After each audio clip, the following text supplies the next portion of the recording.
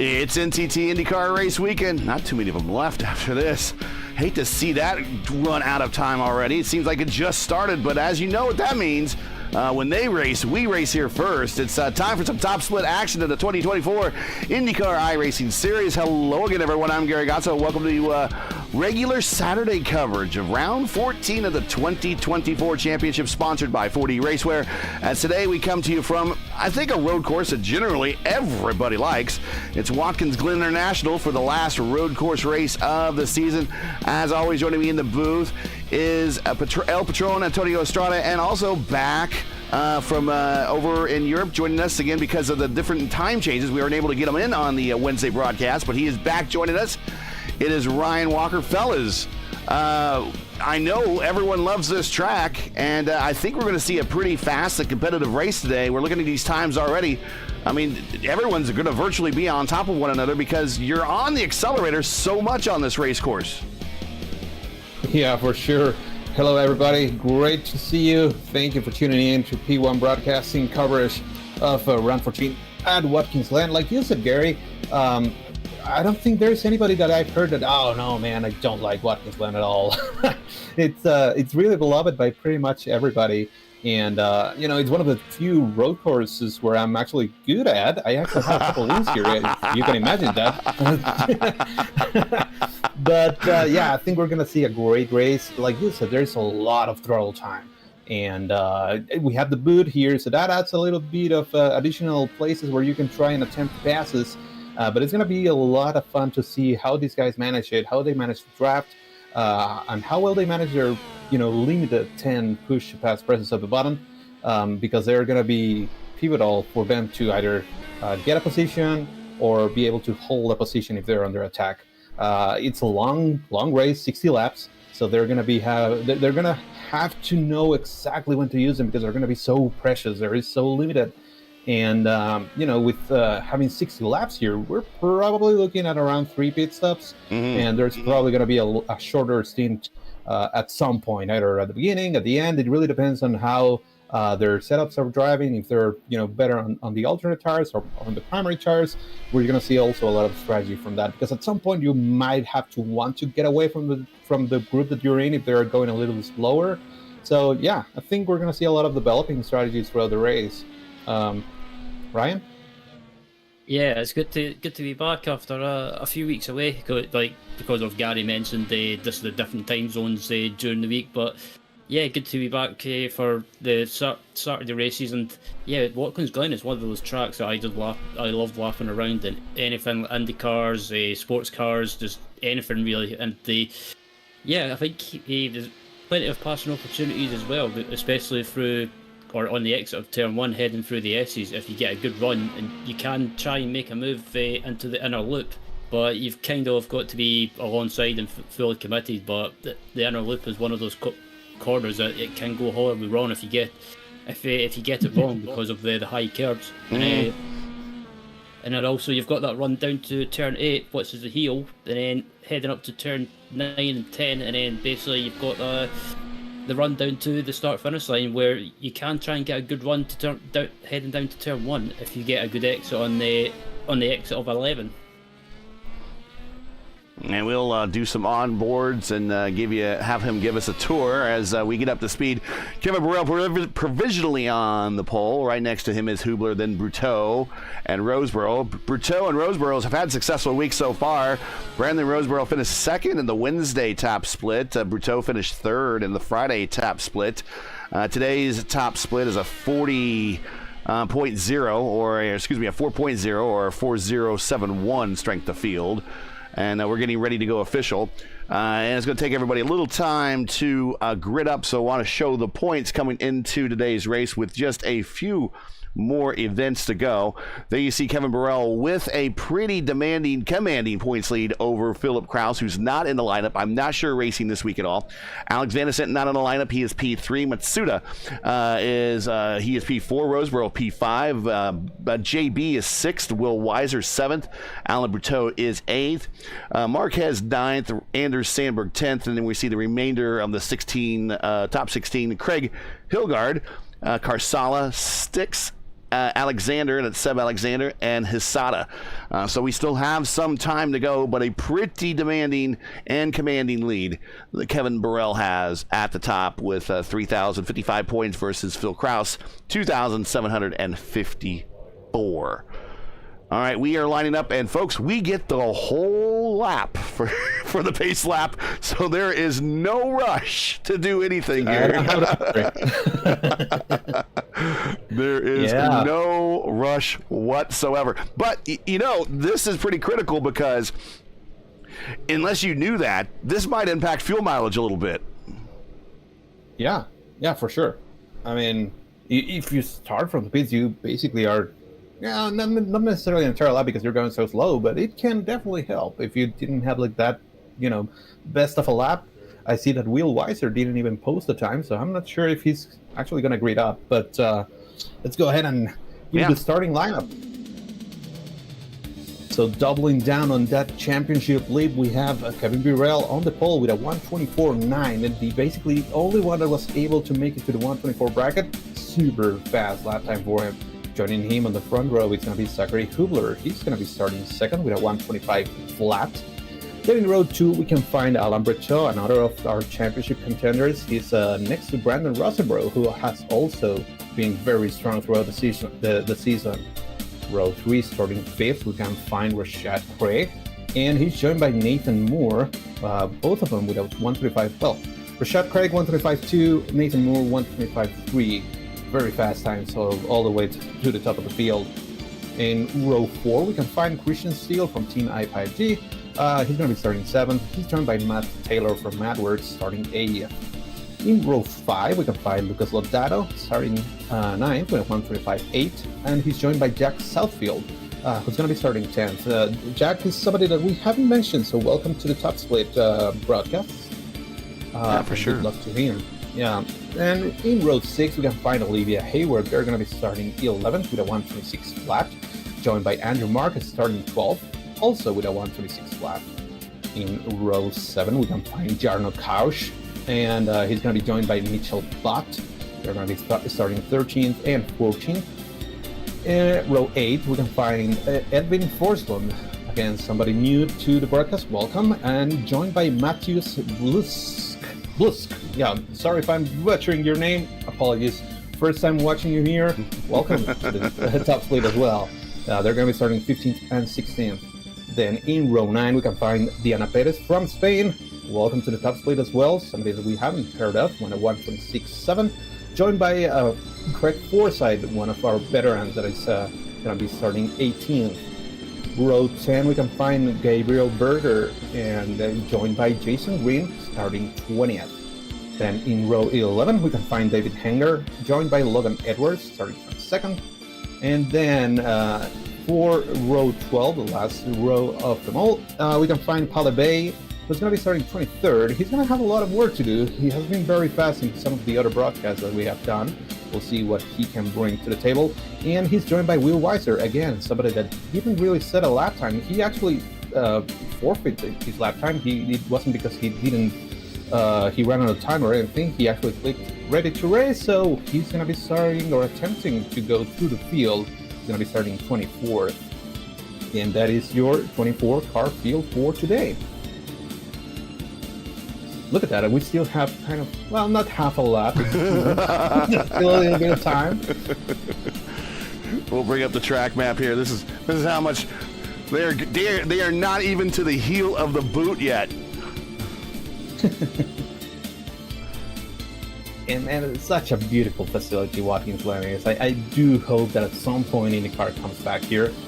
It's one of the best tracks in North America. It's a shame that they're not running here in real life.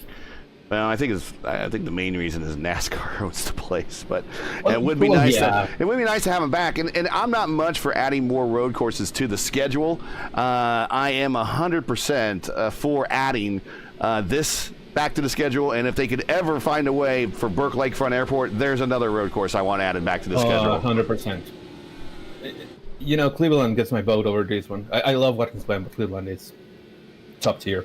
Anyway, we're getting ready to green.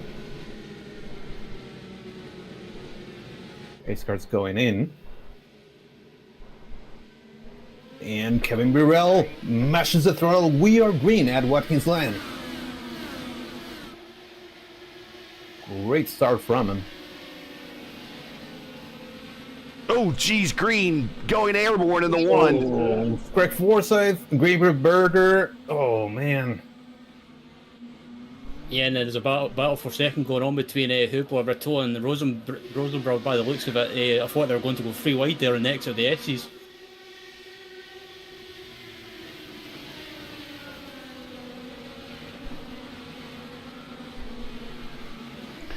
Looks like Zach Hubler trying to channel his inner Scott Dixon, who pretty much dominated the racing here when IndyCar did come and visit. 4 wins, including 3 in a row when they returned to Watkins Glen from 2005 to 2007. So if there's any driver that you want to emulate here at the Glen, it is that guy. He is the owner of this place, at least in IndyCar terms. Second all-time wins in this place, and I don't see anybody in this livery, but it would have been a very good nod to him. Second all-time wins in at Watkins Glen in IndyCar history, Uncle Bobby. Oh, there's another car coming through the. Mitchell Bott had an issue. Yeah, so just super quickly to recap what happened. Turn 1, cold tires. Jason Green kind of overcooked it and ran over Craig Forsyth. That also took Gabriel Berger and Edwin Fursland kind of out of the race. Berger and Fursland are still trying to nurse their cars back home and maybe put another wing and keep back hit it, but they're going to be severely, in a very bad spot. Let's say it that way. Let's try to do a replay of that start here real quick and just see what happened. We also have Andrew Marquez fit in. I'm gonna check out what happened to him. So yeah, we get a green. He just kind of comes in there. Oh, he didn't really. I don't think he anticipated maybe the braking zone going into 1, backing up a little bit, and then a number of guys get taken out, unfortunately, including Craig Forsyth. So let's get back to live TV and check out what the action is on the racetrack. Oh man. I was just looking at what happened to Mitchell Bott. That's in the inner loop. Things are getting squirrely between Edwin Fursland, Mitchell Bott, and then Andrew Marquez was trying to avoid it, but Diana Perez ran into the back of him. So that's going to be pretty much race done for Andrew and Mitchell as well. Unfortunate, but that kind of happens at the beginning of the race. Cars are very, very close together. Somebody checks up even a tiny bit, that's going to be a recipe for disaster. Now we're watching Nathan Moore right now. Apparently this is his racetrack just as much as it belongs to Scott Dixon. Moore won the top split on Wednesday and finished on the podium on the top split on Friday. So he is also off to a good start here, and he's battling with a guy that he battled with in the top split on Wednesday, where he has Brandon Roseborough there.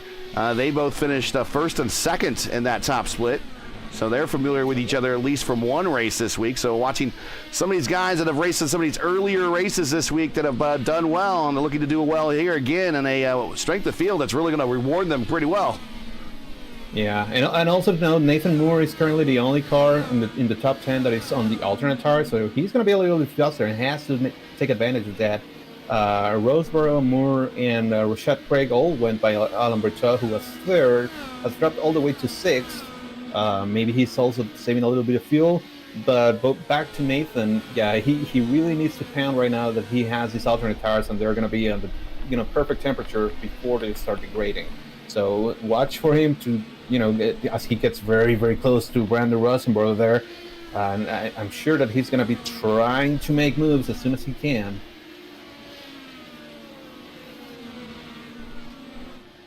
Yeah, he's got a good run heading down the home straight. He might be able to make a move into turn 1, and I think he's going to go for it. Because he shows his nose. Oh, purple lap that time by for Moore. 127.4. Oh, not quite in there.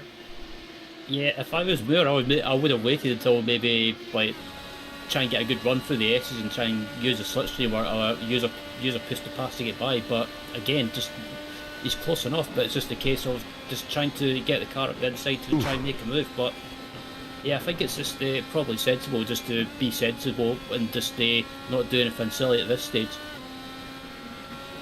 Yeah, and he backed up the entry to the inner loop trying to get a good exit, but he says it was pretty much the same speed as Brandon Rosenberg there, so he lost a little bit of time, but he's getting closer again.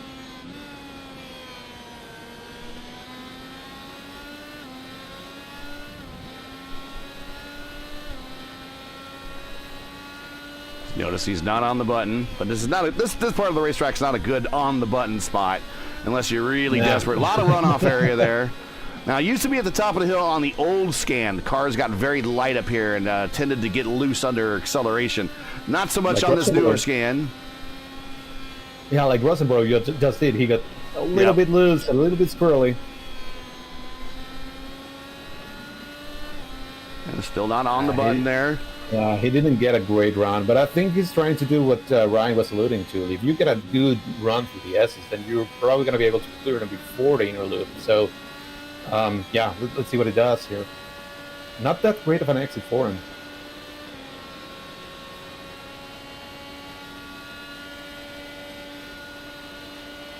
And Rosenberg is now also getting the draft from Hubler, so that's not going to help.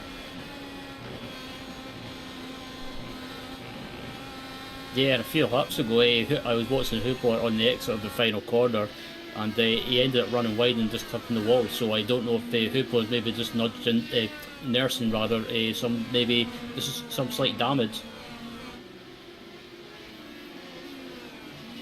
Oh, hopefully not, because that would be horrible to have damage, lap 5 or earlier than that in a 6-lap race, because you would need to be nursing the car through pretty much the entire race. He's very fast though, so hopefully he doesn't have any damage.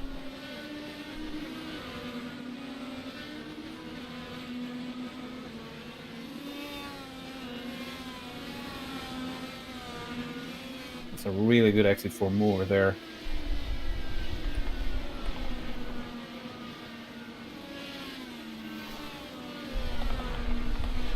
Not quite there.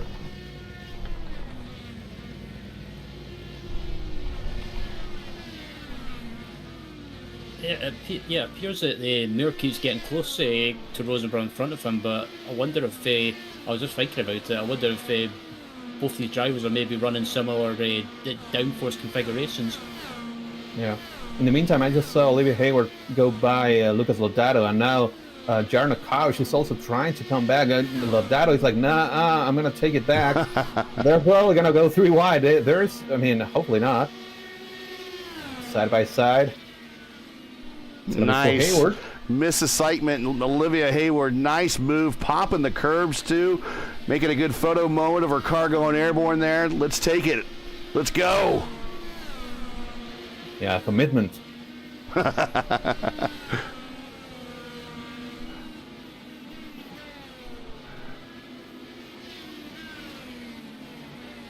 As always, do not forget that our coverage is sponsored by 4D Racewear. Check out their line of made-for-sim racing gloves, shoes, and apparel. Visit them today at 4dracewear.com or click on the link in today's description. Today's a good day to go visit 4D Racewear. Why?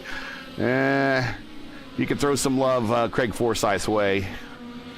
He's sponsored by 4D and didn't make it past turn 1, so go buy some stuff at 4D.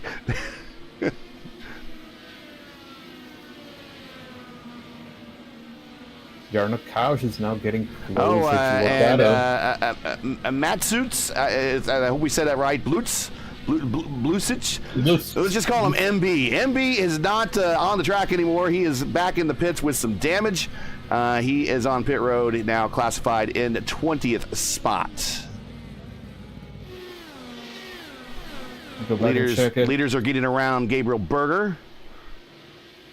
Here comes Kausch to the outside of Lodato. And move Kausch to the top 10. And move Lodato to 11th. Also something that we haven't mentioned, Will Weiser. Yeah, just look at that. I just noticed him up 12 spots to 12th. He is on the move. Look at him flying, man. This is his course. This is his course.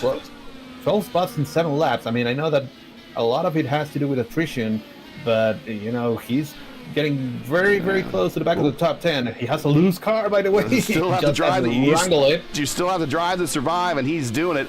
I believe he's teammates with Lodato, so we'll see what happens when he reaches the rear wing of Lodato, if they're going to battle it out or teammates are just going to settle it and let the faster one go. Also to note, he's the second one in the alternate tires. Yeah. And Southfield right behind him. Yeah, Jack's a name that I'm familiar with. He races and he's raced most of the time, or most of my experiences of watching him in maybe like sports car stuff. And Nice. he's always been a good driver. So yeah, and he's also part as he makes a move in turn one. Good he gets pass. the move done. Good clean pass. Dana Perez now gonna harass Will Weiser going through the S's, and they will get the spot there. And that the Black Arrow McLaren that showed up at the Indianapolis Motor Speedway. It's Pato's livery, isn't it? Done. Yep. Ooh. Yep, that's Pato's livery. Yep. She was on the push to pass button, and I assumed that she was going to make it to the east side of Southfield there, entering the inner loop, but thought better about it. That's much better race prep than what I would have done. That's why they're there and we are here. Yeah, exactly. But it's interesting to me. I mean, I think Will Weiser right now is handling. The handling has gone off. Yeah. Not sure if he abused the tires or something, because he had made it through most of these guys, and now he's dropping back. Last time by, he was a second slower than his fastest lap. So maybe the alternate tires are probably not going to be lasting that much. I imagine that it's going to be mostly a primary race and leaving the shortest stint for the alternates. Although they're very fast, they degrade really fast from what we're seeing. So we'll also try to keep an eye on Nathan Moore, who is currently the first car on the alternate tires, to see what he decides to do. But right now, Will Weiser is bleeding a lot of time. Couple of battles on the racetrack. Still watching this battle between Roseboro and Moore for third. And a little bit further back, Pally Bay, Logan Edwards in a battle. Pretty close proximity going through turn one. We'll keep an eye on that. It's a battle for 16th. Meanwhile, up front, the General is on the march. Here. He is starting to pull away a little bit by about a second and a third over Zach Hubler. Yeah, Bay is going to be able to clear Logan Edwards. That's for P15. But yeah, Logan Edwards also on the alternate tire. So I imagine that we're seeing something like that. We're probably at the crossover point where those alternates are. Yeah, we're lap 9, and we heard the short stint for this run or for this race might be 11 laps. And if that's the case, I would imagine everybody on the red tires, what number of them are. So that's Moore. That's Weiser, that's Edwards, and Andrew Marquez. That we haven't mentioned him yet, other than the starting lineup. He's by himself. He's down 6 spots. Not sure if he's just on his own pace or these tires have fallen off a little bit earlier for him, but he's also on the red tire. So we're going to see if everyone is going to go to pit road. I would imagine those further in the pack. So Weiser, Edwards, Marquez might jump the pit road early. I think just because where Moore is, because he's so far up front, I mean, you don't want to give up that track position so early. He might just ride these out to the end of his stint, which we think the long stint is 17 and a normal stint is 16. Yep, pretty much. For Marquez, although I'm right now watching Diana Perez, she's trying to make it back. Jack Southfield very close to each other on the track. Yeah, there we go. And not the best inner loop for her. She loses a ton of time. Around 4/10 she lost in that exchange. But yeah, back to Andrew Marquez. He had an issue in lap 1. He was kind of run from behind from somebody else, had to change the wing. And I assume that he decided to change to the alternate tires just to get them out of the way and then go back to the primaries. Oh, Southfield. Always. And actually, he is done for the regulations. He doesn't need to make any more tire changes or in terms of compound changes for the remainder of the race. He's made his one compound change, so he's met the regulations. So he can do a little bit of a different strategy back there. Maybe go on another stint to the Reds if he wants to, or whatever. He's made his one compound change once already, so he's good.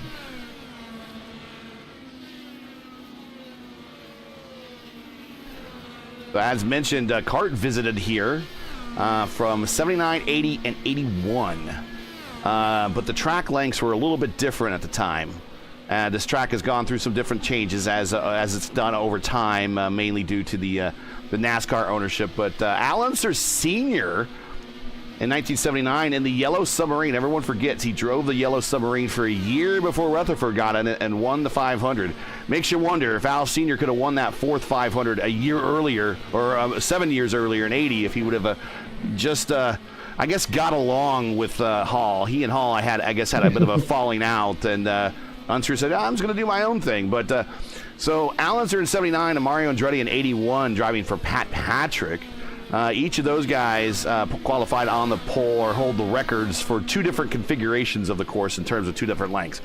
And I didn't make note of them. I don't remember them because they're different from what we see here. It's not this particular configuration. But it just gave me an opportunity on the broadcast to at least mention Al Unser Sr. and Mario Andretti. But the track record is Alexander Rossi, back when he was still good, in 2017. Oh, man. That was low. Back in 2017 on the classic boot config, which is what we are running today, with a time of a 122.4639. I didn't see how we compared in qualifying, but I would imagine those were with the big high downforce fancy wing sets of the DW7 or the DW12s in their final year, and they were just really quick on road courses then, and he got the pole at that time. But as I mentioned, Scott Dixon is your career wins leader here with 4, including 3 in a row from 05 to 07. Uncle Bobby with 2 in 79 and 80. Then, of course, Ryan Hunter-Way, the late Justin Wilson, Will Power, Alexander Rossi, and Rick Mears each have 1 win here. Also should be mentioned, Al Unser Jr. has 3 wins here when IROC visited here in the mid-'80s and early '90s. So there's kind of the tie-ins for Lodato losing a position. Lodato going to lose another position here. Yeah, he went tough exiting the inner loop, and now he's going to have dirty tires. Maybe he's going to be able to hold Diana Perez off, but Diana has been really fast. Yeah, I was just watching Lodato, and he got some airtime and he ran wide as well. And those are the screenshots I like when people post after the race of their car going all 4 wheels off the wheel after popping the curb. It's at a banked angle, so it looks like it's it's like an airplane. But yeah, Lodato done well to keep control of that, because he could have easily, when he bounced in the air, he could have lost control and they flew into the side of Jack Southfield, but luckily he managed to keep it under control. But you guys are talking about basically drivers that have won at Watkins Glen, even though it wasn't in the kart days, as to say. Justin Wilson winning at Watkins Glen for Dale Coyne Racing, I think it was. And the Boy Scout sponsored car, yeah. Yeah, that for me that was one of those popular. That was a very popular one. Yeah. It's one of those, I like to call it. It was a feel good one. Yes. Yeah, for sure. In the meantime, Perez on the bottom was able to make it clear. Yeah. Lodato moved her up to 12 and moved Lodato back to 13, who can now take a little bit of a breather. Like, okay, let's get everything back in order. He has a pretty big gap to Pilot Bay, who's behind him. And just behind Pilot Bay, it's Will Weiser, who actually finally ended up going into the pits and getting rid of those alternate tires and moving to the primaries. But yeah, for sure, a super feel-good victory to that one from Justin Wilson. I don't think that there was anybody upset about that one. No, not at all. Not at all. Interesting train forming up here with should be Couch.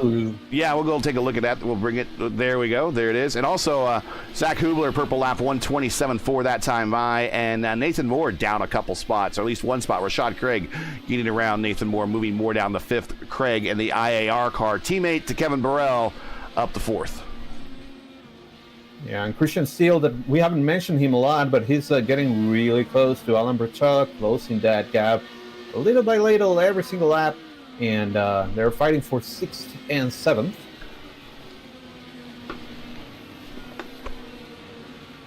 And Craig Forsyth is actually back on the track right behind him. He's making some laps here now. Just hoping to rescue some safety rating and some IR here. maybe make up a few more spots as people make mistakes. Issues tend to happen with a lot of the drivers going in through the bus stop. It's very, very fast, and if you pop that curb at the wrong point, well, you're just not going to go straight, or you're not going to turn. You're just going to keep going straight into the kitty litter and probably the Armco. Yeah, for sure. This battle between Kaush and Hayward in Southfield and Perez, who are not far behind, is getting more heated up.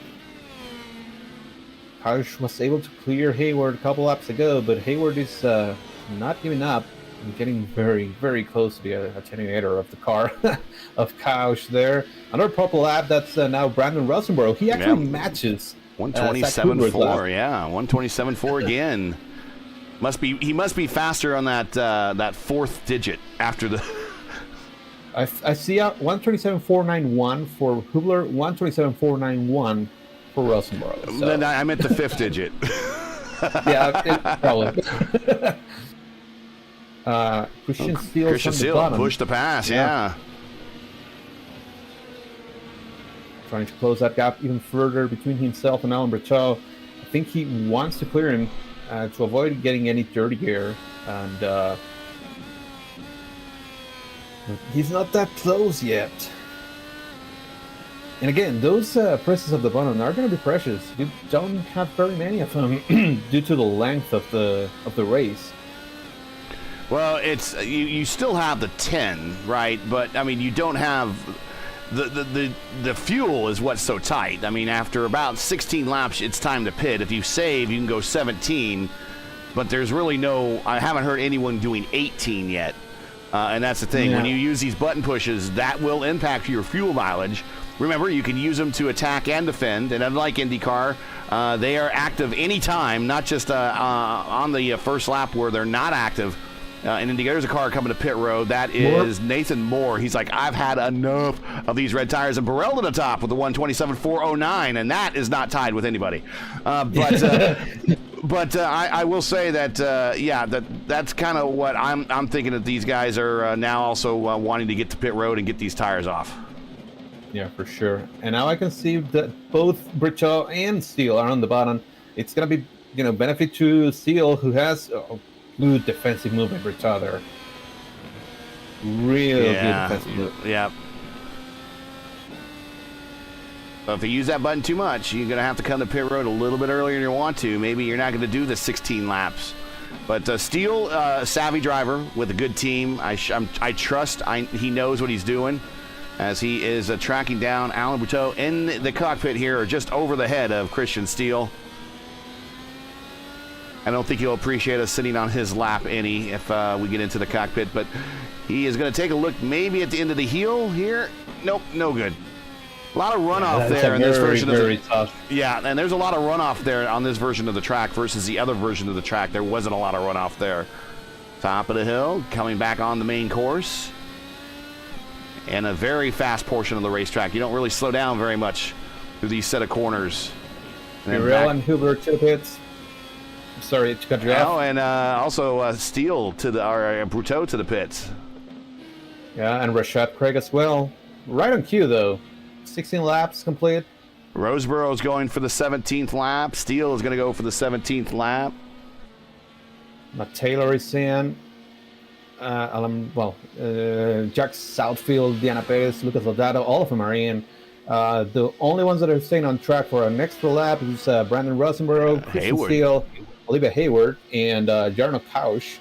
They are all going to be able to go a little longer, and I imagine that they're going to be pushing with everything they can. No, you bet they are. And here's Burrell. He's done. Stop one done at lap 16, coming to 17. Hubler right out behind him. So we'll see what happens with Roseborough, Steele, Mrs. Sitement, Olivia Hayward, and Jarno. When they make their next trip around the circuit past pit road, do they make the dive in, or have they been conserving? Because all they're doing, if they're conserving and they're able to maintain this, is really making that last. Yep. I'm sorry. Moore and Craig. Yep. Forced his way by Rashad Craig there. Great move, by the way. But, hot tires for Moore. He had hit it a little bit before than everybody else, so he was going to have a little bit of advantage there. And now Rosborough is in the pits. Yep. So we'll see where the mayor shot. All they're doing is if they go longer, Steele pit road, and he can't go longer. Let's see what Hayward now coming through the final set of corners. Does she live up to the moniker of Miss Excitement, or nope, we're going to go Miss Predictability right now. We're going to go to pit road, just like Jarno to pit road. So they go 17 to 18. So all they're really doing is they're making that final stop of theirs one lap less than everyone else. And that's one lap less fuel that has to go in the tank, and that is a bit of a faster stop. Yep. Back to the top, Kevin Burrell. Does Rosenborough come out before Hubler? Yes, he does. Yeah, that was a great stop. That was an awesome stop for Rosenborough. Move him up to second. Hubler back to third. Moore's fourth. Rashad Craig fifth. Christian Steele sixth. Berteau seventh. And Matt Taylor is right where he started, right in eighth. And now we're starting to really just kind of get this field spread out. Not a lot of close proximity racing going on. Closest is really Lodato and Perez. Yeah, and Steele was also able to jump Alan Berteau in that exchange that we were watching. He was behind him, and due to being able to get another lap and going super fast in that one, the big thing there that if we were riding along with Steele when he hit pit road, he really shot to the inside and made up a lot of ground at the last second at the cone. And that's where I think he was able to pull that pass off, is that he made up a lot of ground and then pulled on the pit road basically side by side with Allen on pit road, and then had a slightly faster stop. Yep. And Jack Southfield was finally able to clear Jarno Kausch. So move Southfield to 10th and Jarno Kausch to 11th. A lot of great racing between this group. Birrell just went super fast. 126.6, almost a second faster than the last purple lap.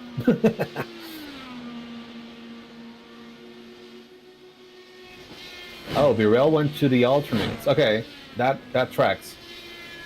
So it's going to be interesting to see what he does right now. He's going to be super fast for a couple of laps. We just saw it. Those alternates, they don't last that long. So he's going to try and make good use of them, go and totally abuse them, and probably get rid of them pretty quickly. I would say around maybe 10, 11 laps, and then go back to the primes. But right now, here is where he needs to build a gap to P2. Right now, it's 4.5 seconds, around 4.5 seconds to Brandon Rosenborough. So we'll see what happens next time by. Yeah, and I wonder if that's been Birrell's thinking. They maybe trying to basically use this compound and try and build a bit of a gap, and then basically when it comes to his next pit stop, he can basically swap or basically change compound day for the rest of the race, and he doesn't have to worry about getting basically just getting his mandatory compound swap out the way. Yeah. Yep. Yeah, for sure. Well, let's reset the. Yeah, let's reset the field here real quick just after this last round of pit stops. We're quickly through this. We're 20 laps in of 60, but Burrell's your leader. Rosenborough is second. He's up 2 spots. And Zach Hubler just behind Rosenborough there. They're heading down the backstretch, coming into the inner loop or the bus stop chicane, right behind the trees here to get the drone out of the way here. The drone will find him. Drone can't find him. There we go. There we go. Nathan Moore is 4th. And Rashad Craig is 5th. Sun is behind some clouds at the moment. I'll give you a weather update. There it is. Track temp 105, air temp 77. Christian Steele in 6th. And the Berteau 7th. Matt Taylor 8th. Miss Excitement, Olivia Hayward is in 9th. Doing a good job today. Jack Southfield in his debut here on the top split. Welcome. He is in 10th. Jarno Kausch is in 11th. Diana Perez, welcome to the top split. Their first race here on the series. Battling out right now with Jarno for 11th. Lodato is 13th. Will Weiser 14th. Pally Bay 15th. Logan Edwards 16th. David Inger 17th. Andrew Marquez 18th. Craig Forsyth with a little bit of an incident on turn one, lap 1. Is slugging it out there, 2 laps down on the field, but still turning laps in 19th. 24 cars started this thing, 19 still running, 17 still on the lead lap, and we're watching the closest battle on the racetrack at the moment, Perez and Yarno. Yeah, and Perez was very close. Something that is happening is Jarno Kausch has been using his push to pass to kind of get away from her. I'm tracking right now that he's down to 5. He's down to 5. While Diana Perez still has 7. Yeah. So, that's an advantage to her, but we'll see what happens. She has been very fast. Both she and Jack Southfield, some of the guys that we haven't really seen on the top split, they have been doing a great job this first race that we're watching them. So, yeah, pretty exciting stuff. Will Weiser is getting really close to Lucas Lodato there behind this group. Yeah, we're on it. We are on it. I can imagine that Will right now is happy that he's no longer on those alternate tires because at the end of that, I think he was really bleeding time. Last time by, he was half a second quicker than Lucas Lodato, so there is a lot more pace in this car. But again, having one thing's catching, another one is passing, and well, these are teammates right here, I believe, also. Right. But there are not. I mean, there are some great passing opportunities, but there are some others that are not. Like, for example, the entire boot is not necessarily a place where you can make something happen. Perhaps turn 7, I think it is. But it's rough. So we'll see if there are teammates. I imagine that there's going to be a little bit of communication that, hey, man, just let me by. Yeah. But if not, then here comes the best opportunity to turn 1, but he's not close enough.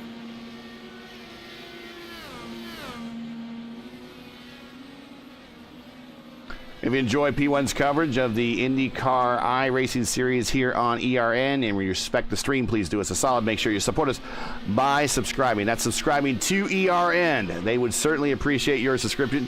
While you're at it, don't forget to smash like and click the bell so you don't miss out on future ERN iRacing broadcasts. Since we've been bringing the action here on ERN for IndyCar, IndyCar content has picked up on the channel a little bit. And next time we are on ERN will be Tuesday for the final week of the IndyCar Oval Series Top Split. You and the boys Antonio, are going to be heading to Charlotte, a racetrack that I know that you do pretty well at for the final week of Season 3 of 2024 before we start Season 4 of 2024. And then we will return one more time this week here on ERN with IndyCar action next Saturday. The same time, same channel here, same group of guys, but we will be at Milwaukee. So when I say the same group of guys, I really mean me, Antonio, and Ryan in the booth. There might be an entirely set of different drivers out there. We don't know. But we'll be here, and it'll be 2 p.m. Eastern at Milwaukee for the next to last race of the IIS season, and that is next week, all here on ERN. Make sure to ring the bell and you'll get notified of the Oval Series broadcast, 8:15 p.m. Eastern on Tuesday and 2 p.m. Eastern on Saturday, the top split here of the IIS. Yeah, for sure. Hopefully there's a good race for me at Charlotte. Last week was not good. But yeah, in the meantime, Will Weiser actually went by Lodato. I think, they're probably teaming. Hayward and Southfield is getting a little bit of a battle on the racetrack now. This is for 9th and 10th. Pounding Olivia Hayward. Last time by, he got he went way too deep into the braking zone and almost took himself out. He has been riding on the edge right now, and that has been very, very exciting to watch. But there are 2 battles happening right now. Perez is hounding Kausch, and Southfield with Hayward. Yeah, this is 10th, 11th, 12th, and 13th. Mid-pack battles, very vicious today. Vicious but clean. Yes. Gotta say that. Yep. We have not seen anyone give the old Brandon Trost chrome horn yet. Oh, no. Southfield gets a great exit here off of 11. Now, I don't mean anything negative against Brandon. I'm just, if just live the heel lifestyle. If you're going to be the heel, live the heel lifestyle. Just own it. Own it, yes. And he's got to run, and is he going to go to the button, to the inside, out of the S's, down the backstretch, side by side? He's got the position going into the inner loop. He's already clear. Position the south end, very good. Ooh, watch the inside wall, or Armco there. When you guys, both of you guys, when you drive the IndyCar here at Watkins Glen, when you guys hit that inner loop portion, I mean, how much do you actually turn the wheel? Just enough, right? Yeah, not a lot. It's just like a basic flick. I mean, yeah, it's very fast. Yeah, it's pretty much just a flick, and you don't really have to turn that much. Or, from my experience of racing around here, I never really notice if I'm not turning that much, because I'm just basically, when you're in that mindset and in that zone, you don't really think about it. Yeah. Now it's a bit of a 4-car battle forming up now behind Olivia. I think Jack's starting to pull away a little bit, but Olivia now, Yarno and Perez are pulling up into this battle now. I love it. This is great stuff in the mid-pack.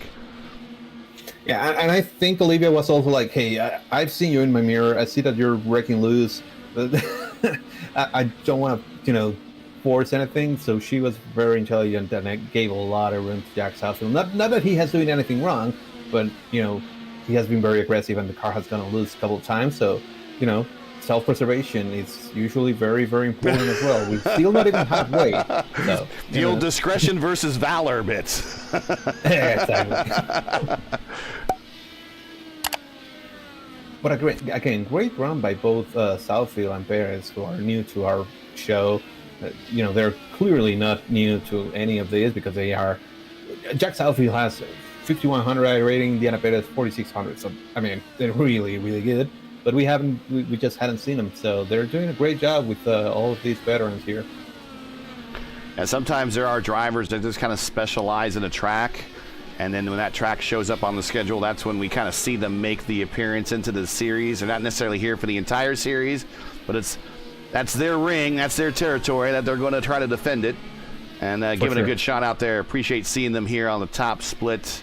Next week is Milwaukee, the flat 1 mile oval, the Milwaukee Mile, historic Milwaukee Mile, the oldest race course in America. You'd think it's Indianapolis. Nope, it is Milwaukee. In fact, there have been more IndyCar races held at Milwaukee than there has been actually at Indianapolis for the longest time. On the USAC schedule, they did 2 races a year there at Milwaukee. And then we'll wrap this season up at the Nashville Superspeedway. And gosh, I hope they have a good aero package for the Nashville Superspeedway, because most of my experience with coverage, and here's down the backstretch, Hayward getting out of the way. Yeah, gosh. Not living up to her nickname of Miss Excitement there, just letting him go. But Couch on by. But yeah, I mean, my experience with IndyCar races at Nashville Superspeedway, I remember when it first came on the service, I'm like, sweet, we got a new Superspeedway. I do real good at Superspeedways. And I started to drive it, and I said, this sucks. These cars don't handle very well. It's a narrow track. You got to bow to the bottom to do anything. No, it's just not a good trip. So the aero package, I hope, gives them a good package. Other than that, a good race package. Other than that, I hope that the racing's good, because most of my experience there is it's single file, and if passing happens, if someone makes a mistake or in pit road, and that's kind of what it is there. It's just so boring. So I'm hoping that we will finish on a high note at this Nashville Superspeedway. Yeah, or on restarts. That's typically where you can also do something in the first couple of laps, but after that, the aero push is so bad that you cannot really do anything. And hopefully, I agree with you. I'm also hopeful because, at the end of the day, there's going to be an open setup race. But if they don't have the right base package, it's going to be rough anyway. I would also imagine that it's going to have to do a lot with track temperature and general ambience. But, hopeful for that, because these guys are going to be able to tweak the setups as much as they can and give us a good show as they typically do. Yeah, I've got a feeling with regards to Nashville. I think it could be yeah, I think it could be a race of attrition, and basically, if you keep out of trouble and get to the finish, you could be in line for a good result. Yeah, hopefully they use the same aero package they used for Gateway. I think that's the plan in real life. Now, whether or not they're going to actually use that here in the sim, that remains to be seen. Normally, the sim, they do a pretty good job at if what they use as the aero package in real life, they do try to allow them to use it here, but sometimes, limitations of the game don't always allow things to happen that way.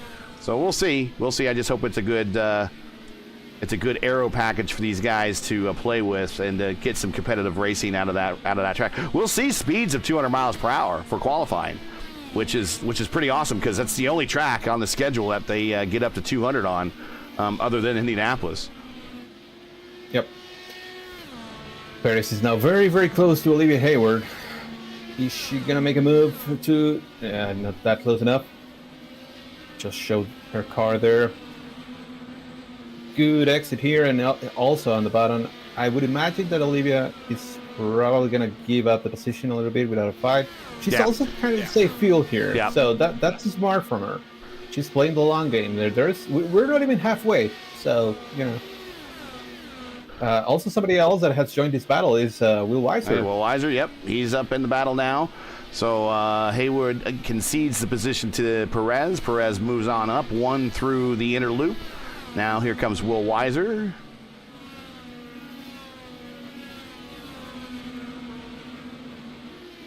If you're just joining us, you're watching coverage of round 14 of 16 of the IS Top Split on ERN, coming to you from the Glen. We've completed, 28 of 60, so we're right at the halfway point. If you enjoyed today's coverage, you'd like to monetarily support our commentary team, we do this for free for the community. We certainly would appreciate your contribution and donation. And there they go, working around Craig Forsyth. Link is in the description to our GoFundMe, and we have a couple more opportunities this season, this race, Milwaukee and Nashville, for you to donate if you have not donated already. If you're a participant and we get you on the stream a lot, we'd like to see your donation. If you're just watching and you think we're doing a good job, we would appreciate your donation as well. But again, we do this for free on behalf of the iRacing, the IndyCar iRacing community, or the iRacing IndyCar community. Either way, you know what I meant. All these guys and gals here that drive these cars. There's a Discord out there. We all hang out there, and we're doing this on behalf of them and the goodwills of the community. Here comes, well, you know what? We had a pit stop happen. Kevin Burrell, he is now into the picture. He stopped on lap 29, so he is on his out lap right now. Yeah, he was able to do 12 laps on the alternate stint. We knew that he was going to be pitting in a little earlier, so right on cue, and now he's going to be able to stay on those primary tires for the rest of the race. So advantage to him. He was able to. He didn't build up that great of a gap. They kind of evened out at some point.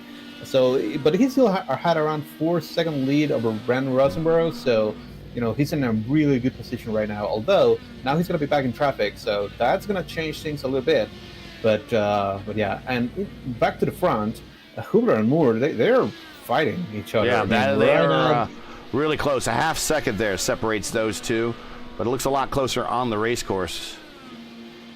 Yeah, and there is an advantage to Hubler. Hubler was able to pit on 16, but Moore went to the pits in 15 because he was on the primary tire, on the alternate tires.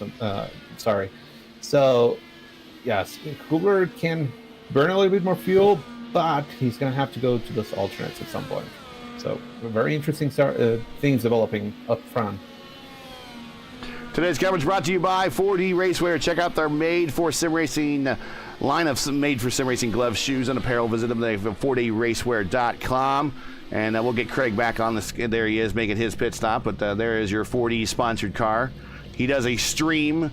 Don't watch it now. Watch it after. You're watching us. Don't flip off. But he does a stream, and he actually will. What you see him wearing 4D Racewear stuff. He has a shirt that's 4D Racewear makes sim racing wear very free flowy. airy type of shirts that if you're a heavy sweater when you race, you can find that the shirts are very comfortable. And then the gloves are almost second to none that I've found out. The 4D gloves are very well designed, well prepared for any type of sim racer, and you'll see him rocking all that stuff on his stream. But check him out at Forsyth Gaming, good friend of the program and sponsor there of 4D Racewear. Back up front, and Brandon Roseborough getting around. That is Enger. Yeah, and Nathan Moore was able to make it by Zach Hubler. Hubler just scraped the wall coming to the front stretch, and that was enough. Was he scrape it on the corner of exit to 12? Yep. Exit to 12. Yep. No damage or anything, but he lost a little bit of momentum, and that was enough for Nathan Moore to be able to pounce and get that position to move Moore to P2 currently. Once everybody pits, he's going to be back to P3. But something happened to Will Weiser. So Will Weiser is out. He's no longer on the racetrack. I'm watching now. Craig Forsyth is actually going to pass him for position here momentarily, and there he goes. So something happened to Will Weiser. Maybe one of you guys can check that out real quick. Yep. Because we saw him pit. Right now I think it's going to be Moore pitting in. Yep. Yeah, Moore pitting in now. Yeah, I just checked the replay of Weiser, and he was just coming round to the final corner, and it looks like just watching heading up to turn 11, it looks like he took too much. He just lost the rear end, and they just hit the wall and lost his front line. Oof. Weiser, Will Weiser, I think, had a pretty decent showing in one of the earlier splits this week, so disappointing finish for him. Out back on the racetrack, going through the inner loop, Pally Bay trying to get out of the way of a very fast Rashad Craig with fresh tires. And there's not very many places to duck out of the way, especially going through the inner loop, but they do it. So Kevin Burrell was able to kind of catch to the back of the pack. He hasn't been that fast right now, and now Moore just came out of the pits. He's 3.5 seconds behind him, but he has cleared track. Okay, well, he's right behind Haywood, and Hayward's got 3 more to go before she pits. Maybe she goes earlier, depending on what she's been able to save on this stint. So that might be his hope right now, as he would like for her to duck out of the way. Otherwise, he's going to have to attack and pass a car with light tanks and warm tires. Yeah, and in this section of the track, you really cannot do pretty much anything. Nope, not in the boot. If you attack in the boot, you get the boot. Yeah, and it's very sleek out of line, so you don't want to really attempt it. 12 might be the only one spot where you can make it happen, but it's also very risky. Yeah. Although we have Rashad Craig, Matt Taylor, Jack Southfield, Diana Perez, all of them right on cue, making their second pit stop. Pally Bay on pit road. Something happened to them. We were just watching them on camera, and just not sure what happened. So maybe we'll check that out. Roseborough the leader now. Hubler right behind him by 3.2 seconds. Steele now up into the... Sorry, Hayward just got out of the way for Kevin Burrell, so I'm sure that Kevin Burrell is going to be very, very happy about that.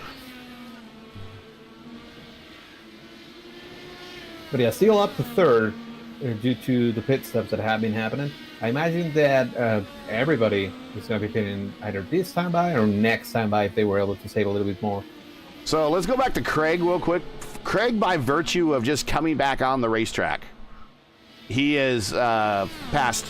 He was in 24th at one point. He is past 23rd, 22nd, 21st, 20th, 19th. He just passed 18th. He is now 17th. So if something happens to another driver, he could get closer to maybe getting after a terrible start, a top 15 finish out of this gig.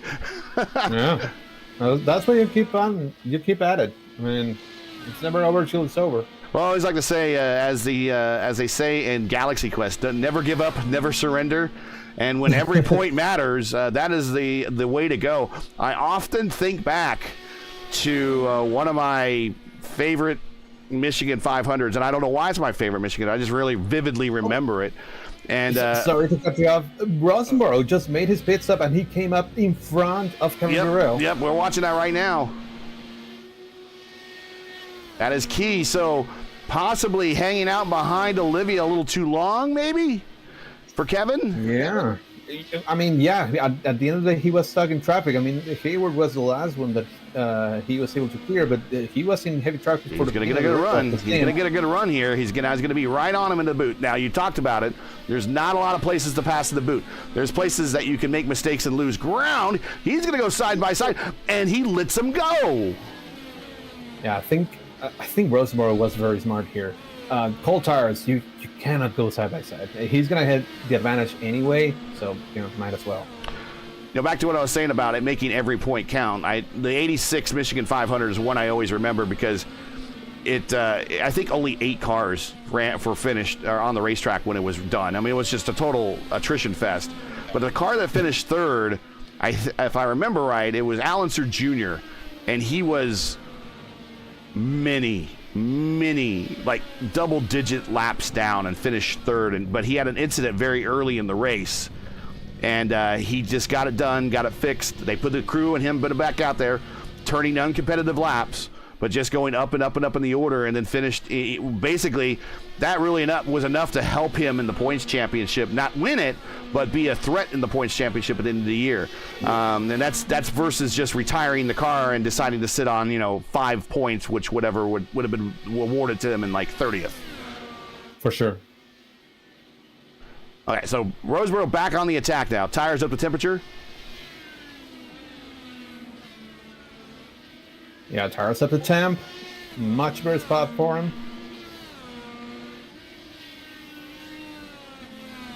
Maybe saving a little bit. Check it in chat if anyone's like to give any shout outs to any of their favorite drivers out there. Feel free. We will make sure that they will get on camera for you. Have any questions? Feel free to ask away. Next week's race on Charlotte for the IndyCar Oval Series will be the last here on the ERN. I just want to thank them once again for allowing us to be on their channel for this portion of the season while we transitioned over and made a new channel at P1 Broadcasting.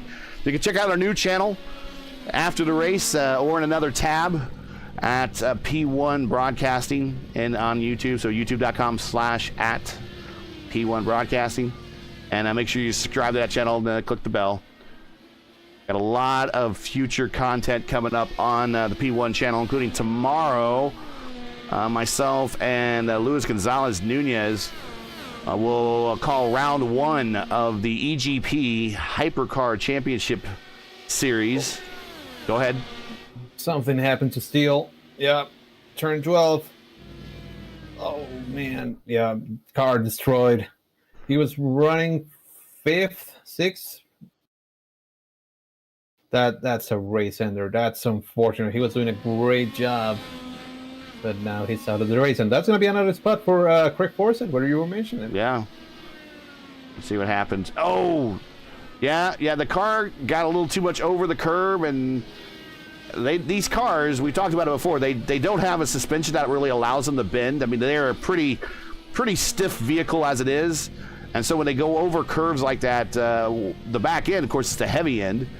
Is going to remain in contact. The front end was going to have not as much downforce and weight weighing it down. The back end is just going to come right around, and that's what happens. So I'm sure he's going to be kicking himself a little bit on that. But he has one more race later tonight if he wants to give it a shot. But Christian Steele is going to retire. Craig Forsyth will get the position. And it also sounds like David Henger also had an incident, so yeah, David Henger coming off of pit road there. He's coming back off of pit road, so he's underway. So whatever it was a quick fix. Oh, okay, cool. Yeah, but again, 1 p.m. Eastern on P1, we'll be having the EGP Hypercar Championship. We'll be doing hypercars. It's a pretty interesting series to follow, the WEC hypercars. And it'll be round 1 at Spa. And it's going to be a time series, 45 minutes. So pretty quick races, but check them out.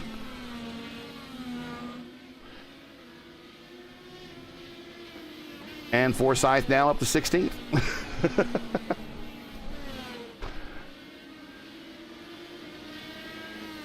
And the leaders are pretty close together. Top 3 separated really only by 8 tenths, 7 tenths each. Yep. And Zach Hoover joined him to the group as well. Zach almost did some landscaping there. And right now, from this group, from the lead group, both Birel and Moore, they're done. They're done with the alternates. They can go primaries to for the last pit stop. So, they're in a good position. Rustboro, Hoover, Craig, Berchaw, Taylor, Southfield, Kausch, Perez, and Olivia Hayward as well. They all have to go to the alternates for the last stint. So they're trying to make it as short as possible to not suffer a lot of the tire degradation that we see at the end of that stint. So we'll see what happens. I mean, Roseburg was going to be really fast at the beginning of that stint. So, I can't say what's going to happen.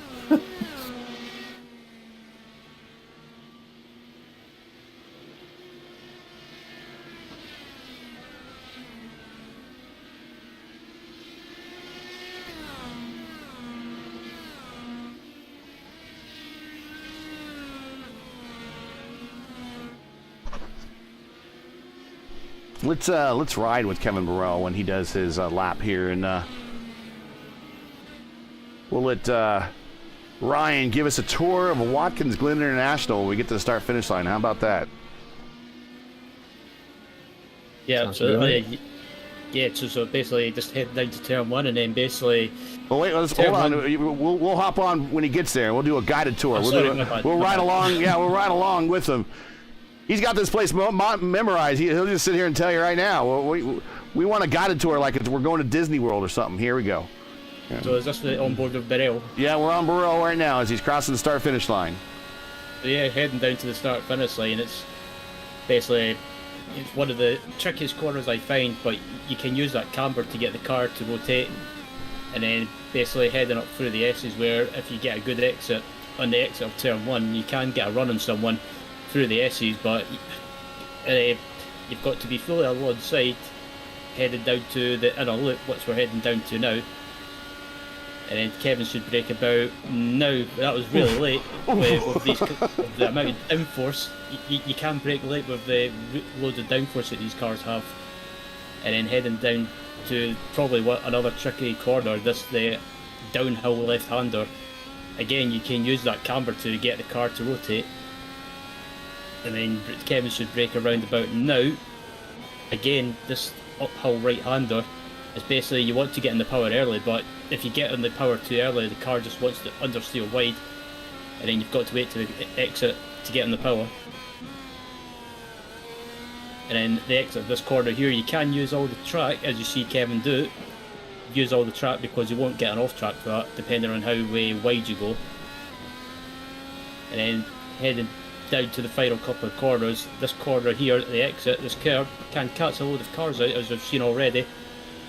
Heading into the last corner, and Kevin getting back in the power, and coming across the line, and that's pretty much a lap of Watkins Glen. I like how, unlike the Cup cars that come here, that right there, that turn 1 area, all that runoff area, the Cup cars use every inch of it when they're here, and we don't. I never really thought it was good. It looked like good racing when they all barreled into that turn, and then they all used that runoff area. It just looks. It kind of reminds me when the Cup cars use the open dog leg at Phoenix. It's like it's ugly racing. And that's a spot where you get a lot of off tracks, because if you go over the curve with the 4 tires over the curve, it's gonna register as an off track. Again, I'm decent here. I've won a lot of races, and guilty as charged. I've gone over that line many times. So I have racked up multiple incidents just by going too fast entering turn 1. Well, we got some time here. 20 laps of 60. For some of these, we got pit stops coming up. Well, not really. Burrell's on 11 laps on his stint. So he's probably due in here in about 6 laps, probably 6 or 7 laps for his final stop. 5 or 6 laps. Let's do it that way. Roseboro 6 laps into his stint. Moore 8. Hubler 6. Craig 7. Bruteau 6. So we're all about the same, more or less the same level. Give it an opportunity to talk about the Pro Series, what's going on in the Pro Series this week, how the community guys are doing. Michele Constantini is your leader of the Pro Series qualifier right now, along with drivers that we've seen here in the broadcast. Diago Pinto, P2 right now in the championship, along with Jose Soria. Up there in 6th, Brandon Trano, the Super Chief. He is 6th. Good luck to him. Luke McCown is 7th. Adam Crane 11th, King Robert 12th, Joshua Chin 13th, the Wormman Jacob Oster 16th, Peter Berryman 18th. Let's see, Kevin Burrell, our leader, 23rd in the Pro Series qualifier. So if he can hang on, and there we got a car that is Pally Bay in the back there, leading guys on by. Or no, that was on pit road. Not sure who the lap car was that it was leading people on by. Edwards. Yes, there he is. Purple car. Good etiquette on his part. There's really no place to hide there in the boot. But Kevin Burrell is 23rd with, we got 1 race to go after this now?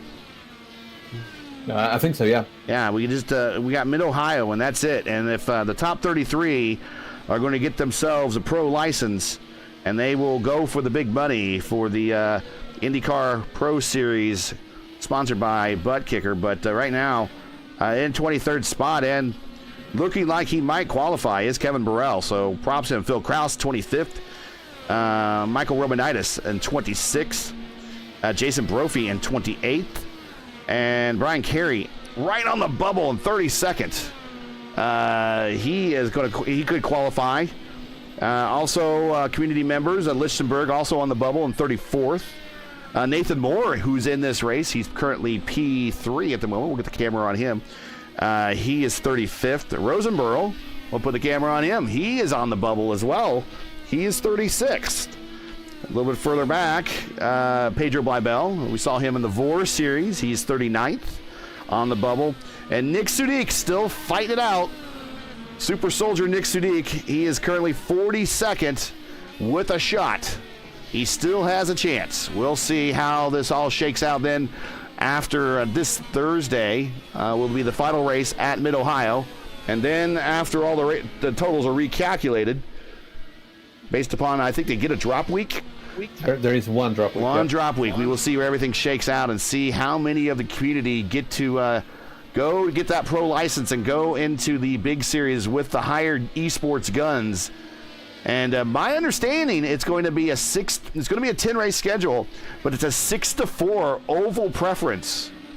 And right now, if there is one thing allowing our community members to stay in contact with these esports hired guns, are these oval races. The ovals, yep. Yeah, we have done very well on the ovals compared to the hired guns. On the road courses has been a bit more of a struggle, but on the hopefully we'll have that benefit of the two extra ovals to help out the guys in the community. We'll see. But best of luck to all those guys. We're rooting for you.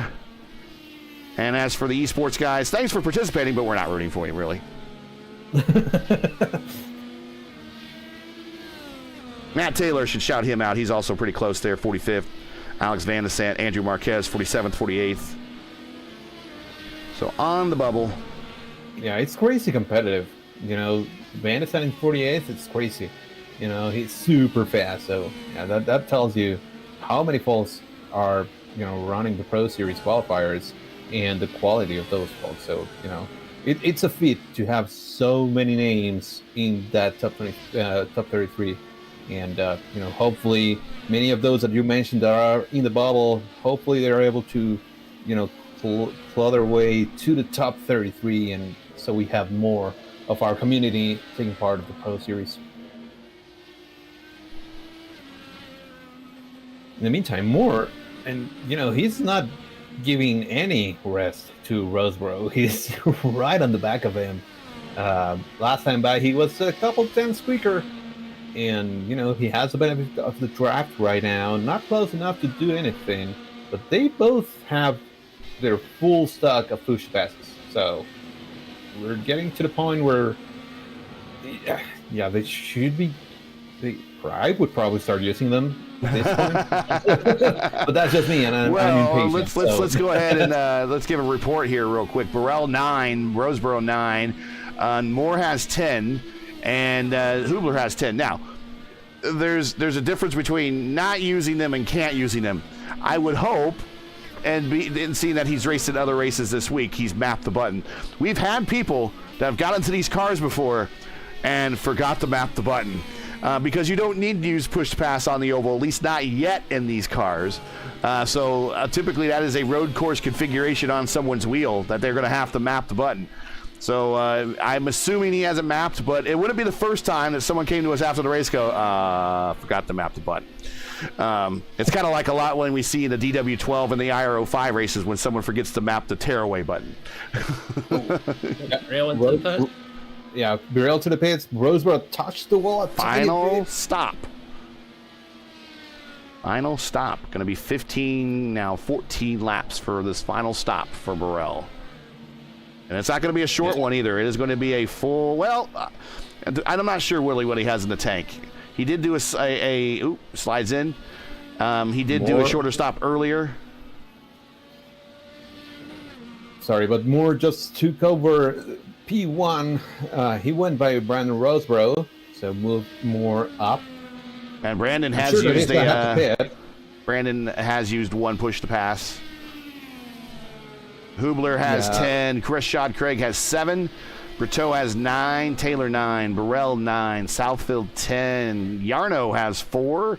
Perez has 5. Now these aren't rollover minutes like the old cell phones back in the day. It's smoke them if you got them, and then when they're gone, you're Winchester. You don't get them back until the next race. So they need to use them all. They're allowed to use them all. They don't have to use them all.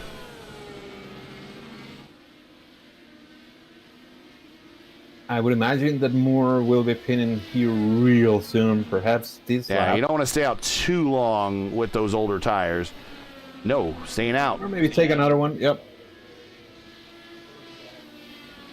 Hubler's staying out too. Actually came out.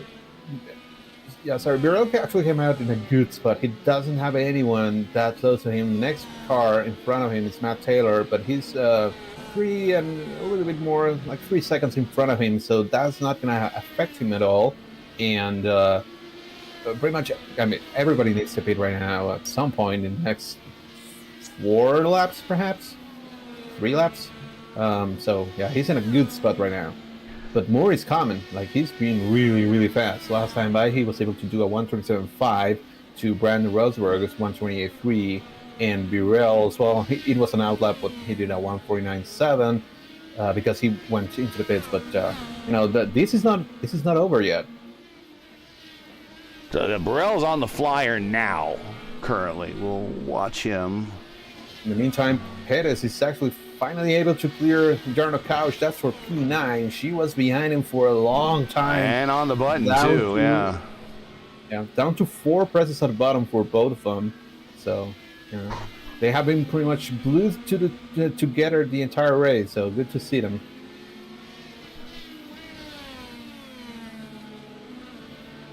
And Moore was able to build a little bit of a gap between himself and Roseboro. That's up to 9/10 right now and growing a tiny bit. Jack Southfield giving the old General Lee slide through the toe of the boot.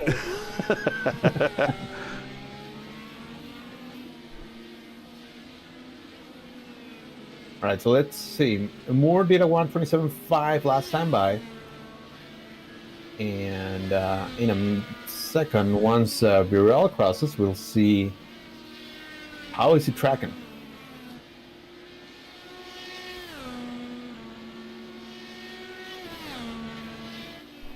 $127.7. Couple tenths quicker for Moore. Yeah, that's what he wants. Interesting because that's what he wants. within a second of Birel. So I mean, he'll probably come out ahead of him, exiting the pit road. But again, Birel is going to be on hot tires, so that's an advantage for him. And Roseboro is going to be on the alternate tires for a shorter stint. So this is, again, I cannot make a guess on who's going to be taking it. I think Birel is in a great position, but Moore is clawing his way back through it. Here's how the overall intervals between the leader and positions. Roseboro right there in the picture with Moore. We'll see if they'll make the turn to pit road this time by. Yes. Moore coming to the pit road. Roseboro's going to stay out. He's going to try for the overcut. So Hubler is going to stay out. He's going to go up to now third or second on the racetrack. Craig is going to stay out. He will move up a spot as well. Berteau, he is coming through the last cycle of corners. Let's see what he does. He's going to stay low. Nope, he's going to go back out high, and he will take another lap. So Berteau will move a position on Moore. Taylor, same thing. And here comes Kevin Burrell. So where does Moore come out in relation to Burrell? Behind him. Oh, it's going to be behind him. But not very Very far. close. Just behind him. So this is a critical battle right here. We're watching it. This is for the overall race lead. And Moore's on the bottom. Great defensive move for Birel. Great move.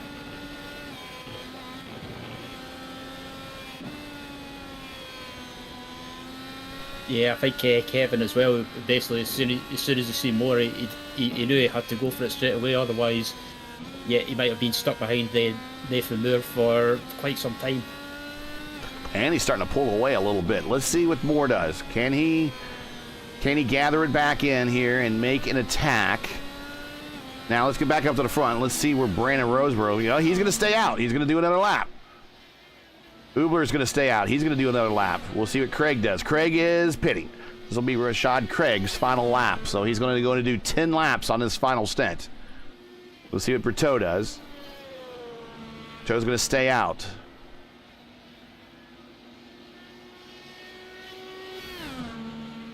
I think Matt Taylor should pit. Yep. There we go. And I imagine that Southfield is pitting as well. Yep. Perez. Where's Yarno? Yarno's going to stay out. Yeah, Couch and Hayward, they're going to be able to go the longest. They have 2 laps on the entire field right now, so I imagine that Roseboro, Hubler, and Berteau, they're going to be pitting in this time. I don't think that they were able to save an entire lap again, so they're going to have a 10-lap stint. But Moore is now up to temp, and his tires are good now. Now he's getting closer to Birel. Oh, might we see some Red Bull laps in the final 10 here? Is light tanks, soft tires. Everyone going to throw it out there and send it and see what happens. Oh, for sure. Count on it. It's pretty amazing, though, that everyone just accepts the term Red Bull laps. Like, oh, yeah, we know what they're doing now. Just it doesn't matter what form of racing it is. They're just going to throw on. Everyone knows it's light tanks, new tires. We're going for the purple lap late in the race. For no other reason, just to say you have the purple lap late in the race. Oh, Roseboro was able to. Yeah, he stayed out. Another lap. Same for Hubler. I wonder if Roseboro and Hubler are going to pit at the end of his lap. Basically, and he's not turning bad laps. That's a 127.7. Hubler is a 127.9, and Hubler right there. Berteau, he just turned a 128 flat, so he's in the neighborhood. Craig on pit road. Last time by, Moore was 3/10 quicker than Birel, 4/10 even, and now they're side by side in the S's. Move Moore up to the virtual race lead. That is a virtual race lead. That is a pass right there. That is critical. I'm not sure what happened, why Kevin... I don't know, was there a slowdown maybe? Did we miss something? No. Sorry, go ahead. No, you go ahead. I was just saying, I'm watching the replay now on the exit of turn 1. Burrell got his exit looked fine, and then basically... and then Nathan Moore went by him in the middle of the S's. So I wonder if I'm not sure. I wonder if Moore used a push to pass. Maybe. Moore has Moore's up to 8. eight. He has 8. Roseboro, Hubler pitting right now. Final stop. So we're going to see how these guys, Berto should be coming to pit road as well. But they're going to have 9 laps, so a super short feel of the tank. It's going to be close with Roseboro. Here comes. And again, Roseboro Here and comes the alternates, they're fast. Here comes Moore. And Birel got tight. And Roseboro's moving. Roseboro's coming out. This is going to be close. He's trying to hustle it. They're going to come off side by side. Up into the S's.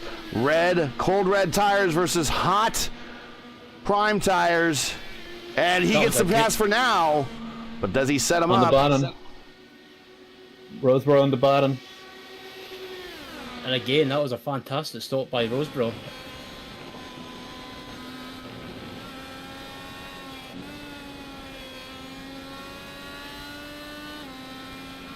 And that's pretty impressive. That is just that's what we talked about. I mentioned it earlier in the race. Go longer, and that makes that last stop. If you go longer in a couple of stints, that makes that last stop shorter. And that's exactly what happened this time. Brandon Roseboro, who's been kind of hanging out on the podium all day, led some laps, is now our leader when it really matters with 10 to go, looking at a win at Watkins Glen. Now, can Moore make the run on him?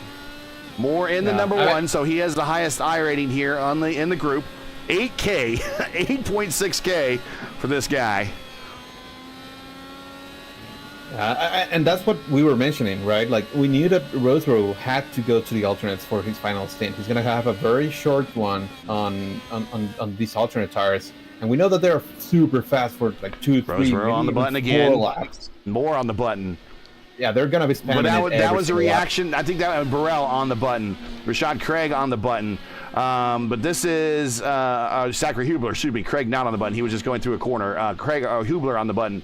I'm pretty sure Moore might have a spotter because the way that he came on the button almost at the same time as Moore. Or as Roseboro. So Roseboro went on the button and then Moore just like a second after. So he might have a spotter that's noticing that stuff. And again, that's legal. And I don't know why more people don't have a spotter because it's such an advantage. Not only we spot you on the racetrack, but they look at all this data that iRacing kicks back. And you can tell, just to say, it's the same data we read here. That gets generated into some of these overlays that we do. We know when someone's on the button. Moore is starting to lose a little ground now. 1.6 seconds. Now 1.7 seconds back to Roseboro. Roseboro on those red tires. So the hope is that Moore can maybe get some ground back in the closing laps here. And there it goes. 1:26.3. Purple lap. Brandon Roseboro. There it is. Yeah, a second quicker than Moore last time by, and he's gonna keep Hubler, being quicker. 1:26.3. He got a purple lap. There we go. So yeah, right now they're gonna be flying. Those guys are on the alternates, and that's kind of expected for both Moore and Burrell, knowing that everybody around them is gonna be super fast for the beginning of the stint. But it should even out. Maybe in around like 3 laps. We should start seeing Moore claw back himself in there, but I don't know if it's gonna be enough. If Moore is gonna have enough time to get, first of all, to catch Roseboro, and then to make a pass on him. So great strategy so far. Once again, if you're just joining us, you're watching coverage sponsored by 40 Racewear, the Saturday broadcast of the top split of the IndyCar iRacing series here on ERN. Coming to you from the Glen, where Brandon Roseboro, who's had himself a pretty good week here in the IndyCar iRacing series here at Watkins Glen. At least one podium earlier in the week, I think. Yeah, it was behind Nathan Moore, so maybe he learned a little something on the Wednesday top split. But is your leader. Thanks for joining us. Make sure to smash that like button, subscribe to the channel so you don't miss out on the next race. And again, today's coverage brought to you by 40 Racewear. Check out their line of made-for-sim racing gloves, shoes, and apparel. Visit them today at 40racewear.com or click on their link in today's stream description. If you need a new pair of gloves, this is where you need to go, 40 Racewear. You need any racing shoes. A lot of people now are starting to specialize in getting shoes for sim racing now because of all the pressure you put on the pedals. And you want to check out the shoes from 40 as well. They make them. They're very comfortable. Yep, smart. Number Smart to use shoes. Yeah, I'm about to say the number of people that race in bare feet and socks. I don't get that. I don't get that. And then they're going to have the pedal pattern mashed to the bottom of their foot for the remainder of the day because they're hitting on it so hard. Yeah, I'll hold my hands up and say I'm part of the socks crew. But gloves are, especially if you have a nice GSI wheel or one of the nicer Fanatec wheels. Speaking of Fanatec, rest in peace, I guess. When they have the suede grips, you definitely want to wear gloves with those. You don't want to sweat on those too much, otherwise you're going to kind of ruin those grips. There are places on the internet I've found that you can replace them, but it's not cheap. So you made an investment, protect it. Get some gloves. Get them from 40 Racewear. They got some good stuff there. Rosenberg, you're leader by 2.6. Burrell 4.1 back. Yeah, I always wear gloves when I'm racing because I don't like to have sweat sticking to my wheel. Yeah, for sure. Same. So last time by, Roseboro 127.3 to Nathan Moore's 127.5. So it's starting to even out a little bit. Although Moore has been spamming the button every single time entering the S's. And Burrell is doing the same thing. And Burrell, it's going to be a good finish for him one way or another. He's going to be on the podium. He really would like the win, I'm sure, because the win is going to really, let's face it, he's dominated the first half of this race. To dominate the first half and only come off with the bottom step of the podium, I'm sure is not exactly what he wants here. So he's going to want to at least get this position on Moore. Moore is no slouch. I believe we haven't really seen him in any other races here on the series, or even on the top split broadcast for that matter. But this must be the race we think this is the track he specializes in. So he's doing so well. He's already got one win this week here on Wednesday, and a podium on Tuesday, or excuse me, on the Friday race. He's going to want to get around him, and I'm not sure he's going to have enough time. All right, 127.7 for Roseboro last time by, 127.4 for Moore. So now he's quicker. There we go. But again, Roseboro hasn't used his push-pass button at all, and Moore and Burrell, they're both spamming it every single time that they come through turn 2. So Roseboro is going to have enough to defend, but that gap was up to 2.5 seconds. It's 1 to 1.9 right now, and still going down. Give some shout-outs to some drivers out there. Rashad Craig, he's in 5th, right where he started. Just a very consistent day for him. Alan Berteau is in 6th. Matt Taylor 7th. Southfield is in 8th. Couch Yarno, there's in 9th. Perez on their debut here in the top split, along with Southfield. Perez is 10th, Southfield 8th, so a good top 10 finish on their debuts. Miss Excitement, Olivia Hayward, she is 11th. Lodato 12th, Edwards 13th, Henger 14th, Marquez 15th, and Craig Forsyth soldiering on. He is in 16th right now. He's been there for a while, needs another DNF out there to happen. So, and the time remaining, 5 laps remaining, he needs something to happen in the next 3 laps because he's 2 laps down, to see if he can move up one more position, get a top 15 out of a horrible start, getting punted on lap 1, turn 1. That is who's all 16 cars still running, and 12 of which are still on the racetrack. Go ahead, Antonio.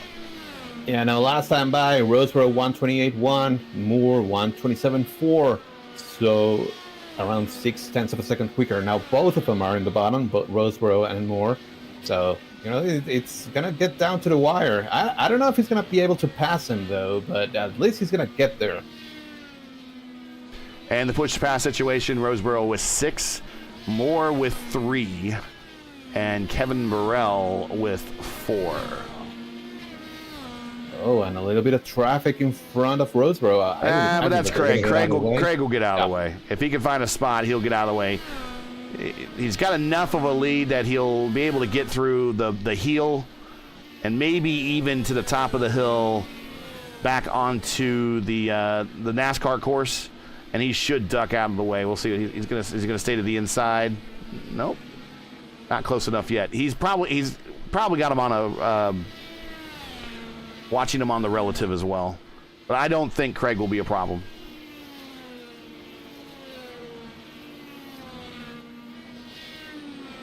So the gap is down to 1.3 seconds. Last time by, Brandon Roseboro does have 127.7, aided by that press up the button.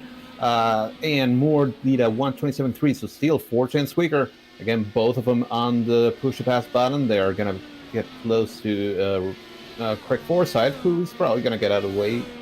Maybe he's doing it there. Right now. Ducking to the inside. And then he pulls back in and going to run some interference for Brandon, maybe. I don't know. Probably not. Although we know there is a working, at least the last time we heard, a working relationship between the Geodesic squad, who is leading with Brandon Roseboro, and the IAR squad, who currently is in 3rd with Hubler, and 5th with Craig. And a lot of these teams are working together now. A lot of these, it used to be prior years, every single team was a bitter enemy and rival of each other. And setups were literally state secrets. But now with the Pro Series and it's kind of the community versus the ringers, a lot of these teams have started to team up and start putting heads together and doing strategic arrangements, much like in the same way you've seen the real IndyCar series with, for instance, Foyt working with Penske. And you have Meyer Shank working with Andretti, and so forth and so on.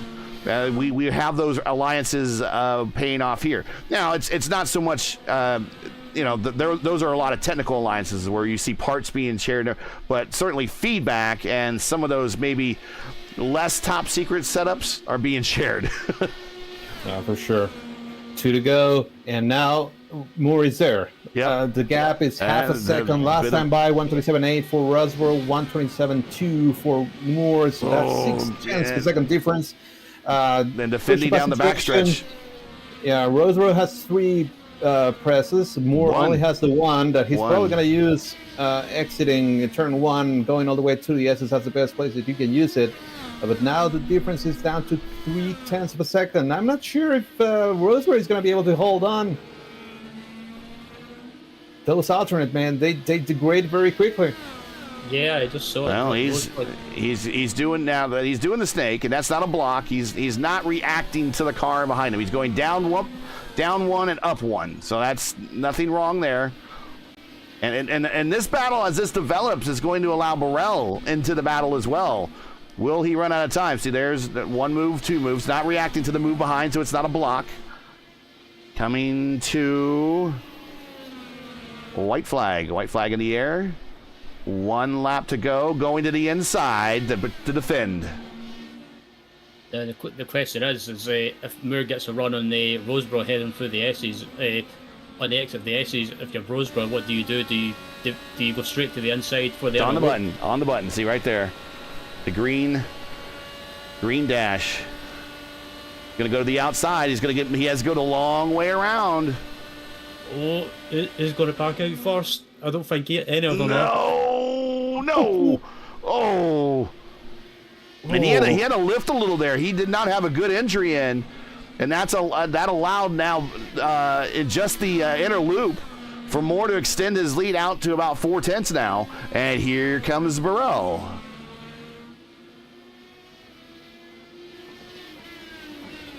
Roseboro still has 1 press on the button. Push that, and he's using it right now. And Moore is Winchester, meaning he is out.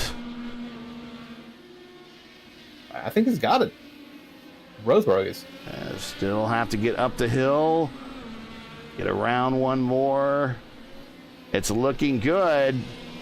Oh, great run there. Oh. You can send it here. It's going to be a little bit of a track race. But advantage to Roseboro. Wow. Great job. Great job.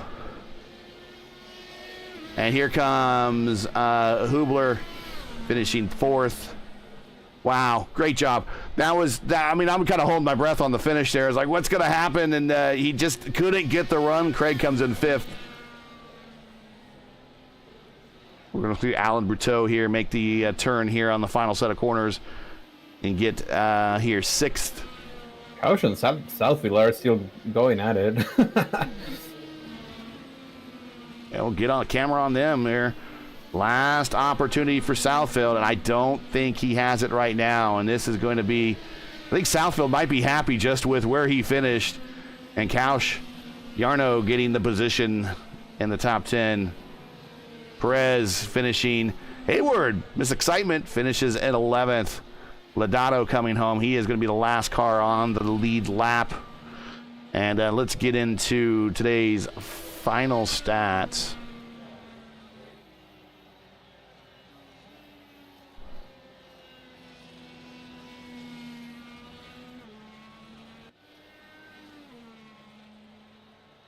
And let's see if we can queue up some replays as well here before we get into the final stats.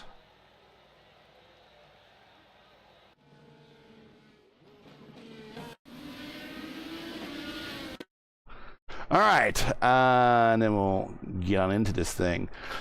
Okay.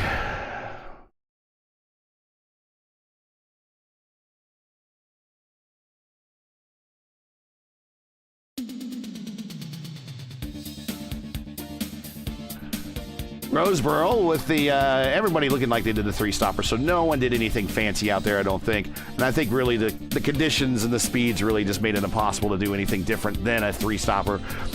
Gained 3 spots, led 23 laps, getting the win. Moore finishes 2nd there, up 4 spots, leading 2 laps. Kevin Burrell started from the pole, led 34 laps. Not exactly where he wanted to finish, I imagine. We'll talk to him here just a little bit if he makes it into the interview room.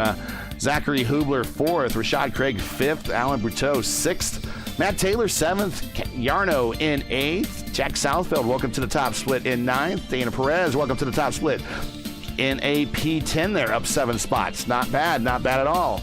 Moving on. Hayward 11th, right where she started, that's where she finished. Any day where you finish right where you started, that's still pretty good. Probably wanted some there at the end, but when sometimes you just race in your own race, and the finish right where you started, pretty good there, I think. Lodato 12th, Edwards 13th, Enger 14th, Marquez 15th. Craig Forsyth didn't get that top 15, but a day he wants to forget. Did manage to finish 2 spots better, but a long day for him in 16th. Christian Steele 17th, Valley Bay 18th, Will Weiser 19th, Berger in 20th. Moving on, we'll just call him MB.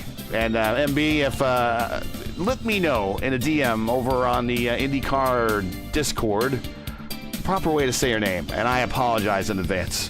But Mitchell Bott, the other MB, he's 21. He's number 21, but finished 22nd. Edvin Forsland is 23rd, and Jason Green there, the early out, unfortunately, with that incident in turn 1, lap 1. Finishes 24 in the 24-car field.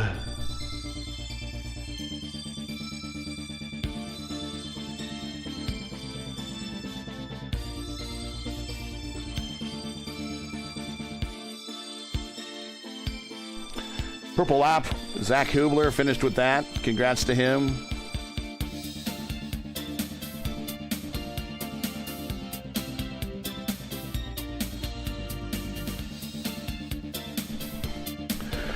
All right, Kevin Burrell, will bring him on down.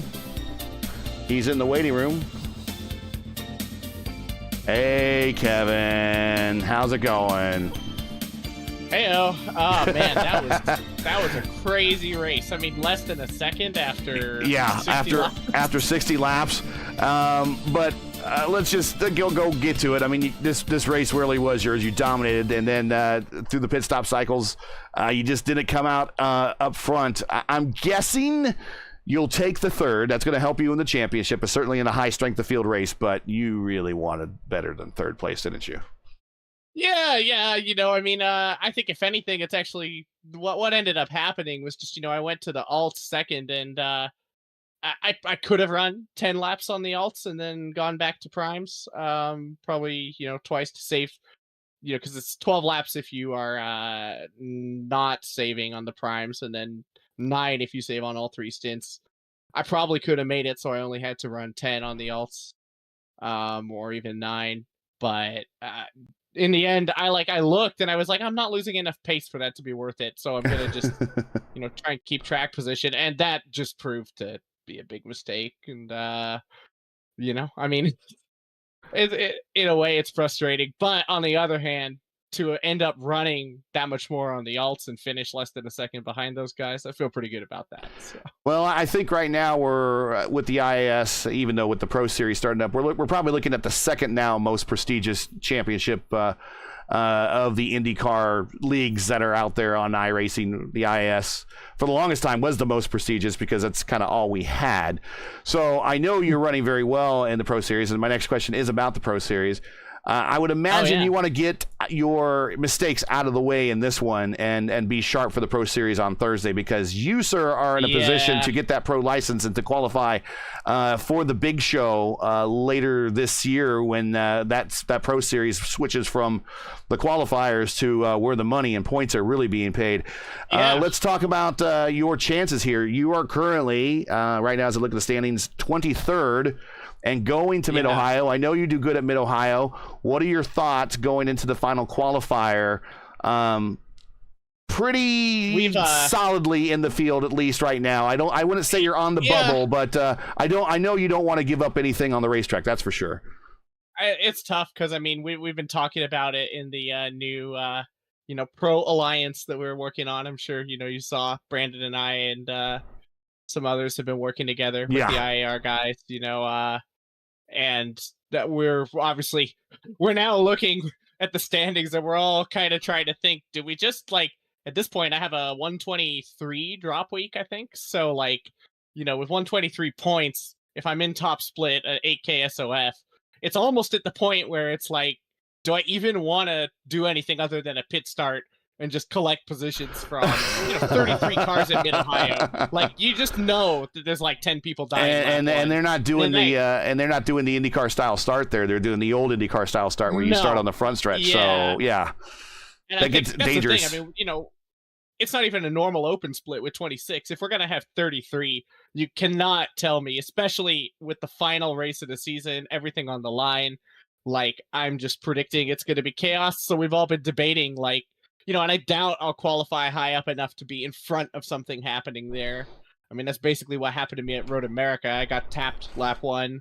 So I'm thinking, it's fine. I think I have a pretty good shot at making it, but I think it's going to be get to the end, even if I don't, even if I die somehow, I think there's a shot. A lot of people would have to have their race go exactly. I think there's basically 14 people or so, maybe 15 who can jump me mathematically. And, some of them, it's they need to have more than 1.5 times their best point finish in the season so far.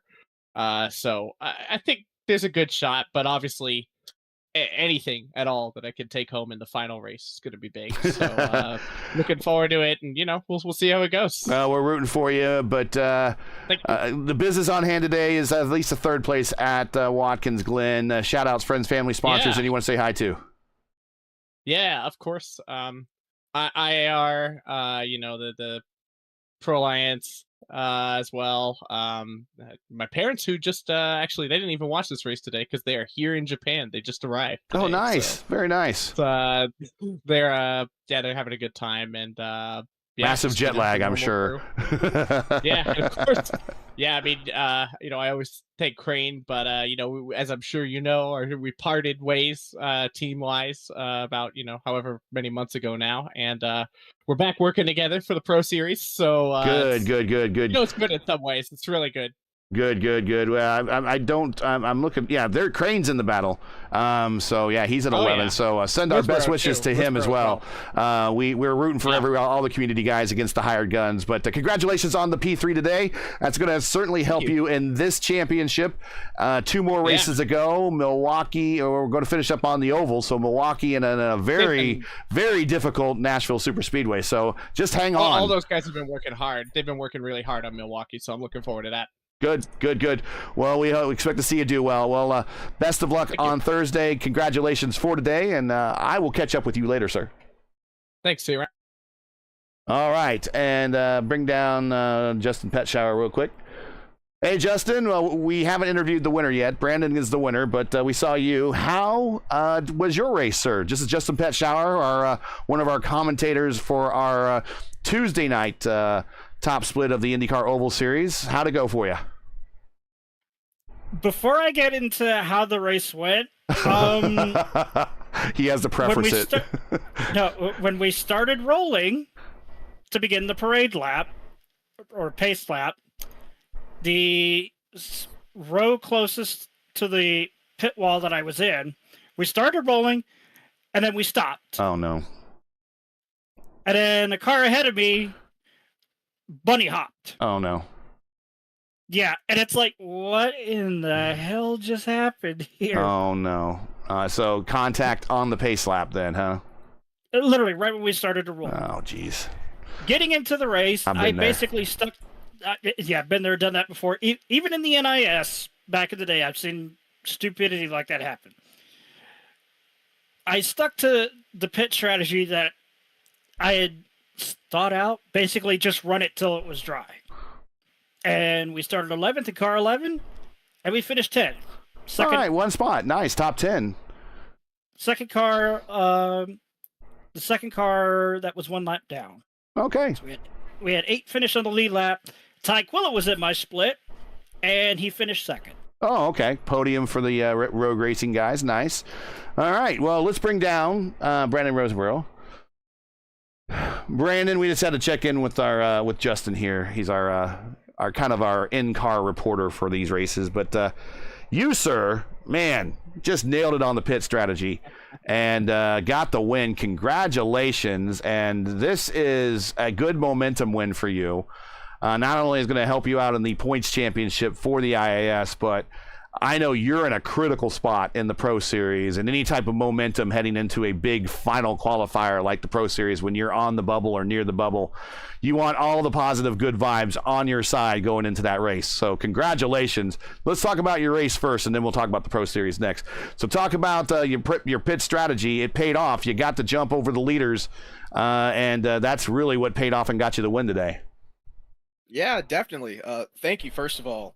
I know it's going to be like a really close fight for the Pro Series, but yeah, back to the race.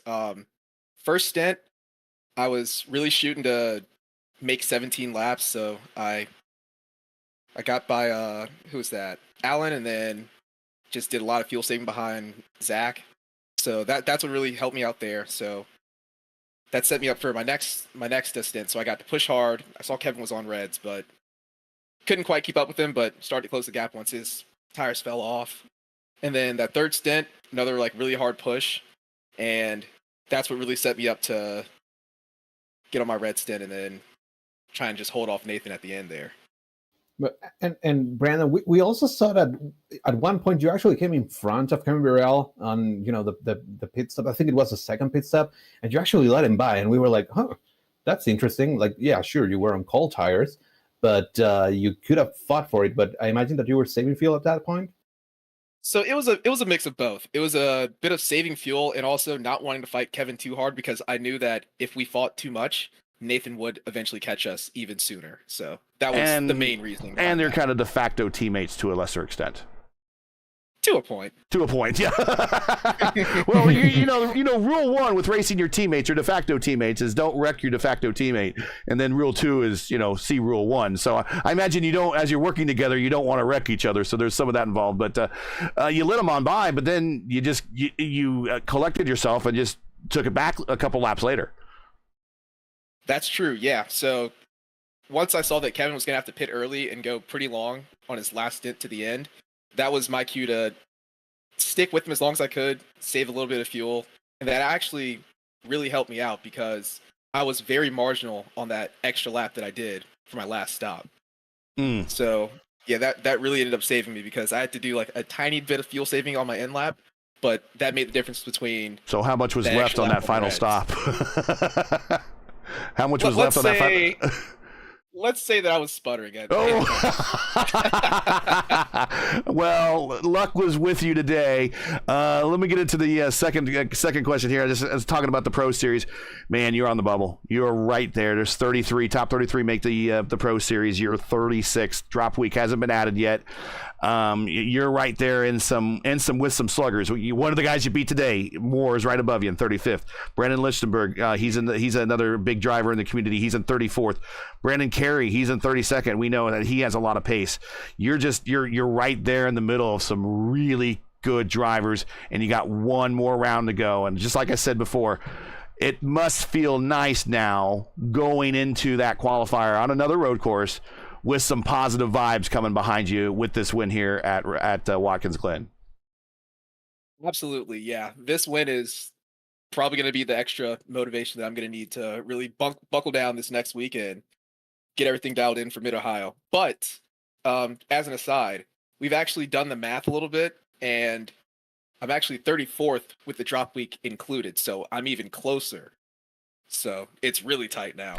Yeah, and that's the thing. I always, you see the I don't watch a lot of the NASCAR, but the guys that always finish off on the bubble but out of the playoffs, just it's always that much more painful when you're so close yet so far. So we're really, really pulling for you guys in the community. Beat those ringers out there. Get on in there for that big money Pro Series and get yourself rewarded for your talents. But congratulations on the win today. And man, we will really be pulling for all you guys this Thursday, 8 p.m. Eastern, for that final race in the qualifier. Absolutely. Much appreciated, guys. Shout outs, friends, family, sponsors. Anyone say hi to before we let you go? Yeah, for sure. All the guys at Geodesic, all the guys at IR and our super duper alliance. So thanks to them. You got it. Well, best of luck, and we will check in with you. Next week we're going to Milwaukee, so one way or another we'll find out what's going to happen next week when we head into Milwaukee with the Pro Series, because it'll be done by then. So best of luck, and we'll see you in Milwaukee. All right, for sure. Take care, guys. Yep. Yeah, we're really, really pulling for those guys on the bubble for the Pro Series. Even there's some names further on down that I'm not terribly big fans of, but I want to see them beat. I want to see them beat the ringers. I don't care. I know that these guys work so hard in these cars, and they spend so much time in these cars that I want to really see them get them rewarded. So, final thoughts here today at Watkins Glen. I thought it was a pretty strategic and excellent race, Ryan. You kind of called it and with some of the leaders up front with the pit strategy. Your final thoughts, and then we move to this is the last road course. We're going to move to the ovals, finish this season out. Yeah, that was a fantastic race, and plenty going on with the strategy like you mentioned. Brandon Roseborough as well. I think, in my opinion, he nailed the strategy perfect, and that final pit stop from him as well to come out in front of Nathan Moore and they soak up that pressure on the alternate or on a different tyre compound pretty much, and they hold on for the win under pressure on the last lap. Just cemented that why he deserved that race win today. Antonio, final thoughts from you, sir? Man, the Glen, again, one of my favorite tracks, and it always puts on great racing, and this time was no exception. I mean, we actually ended up with a run to the line.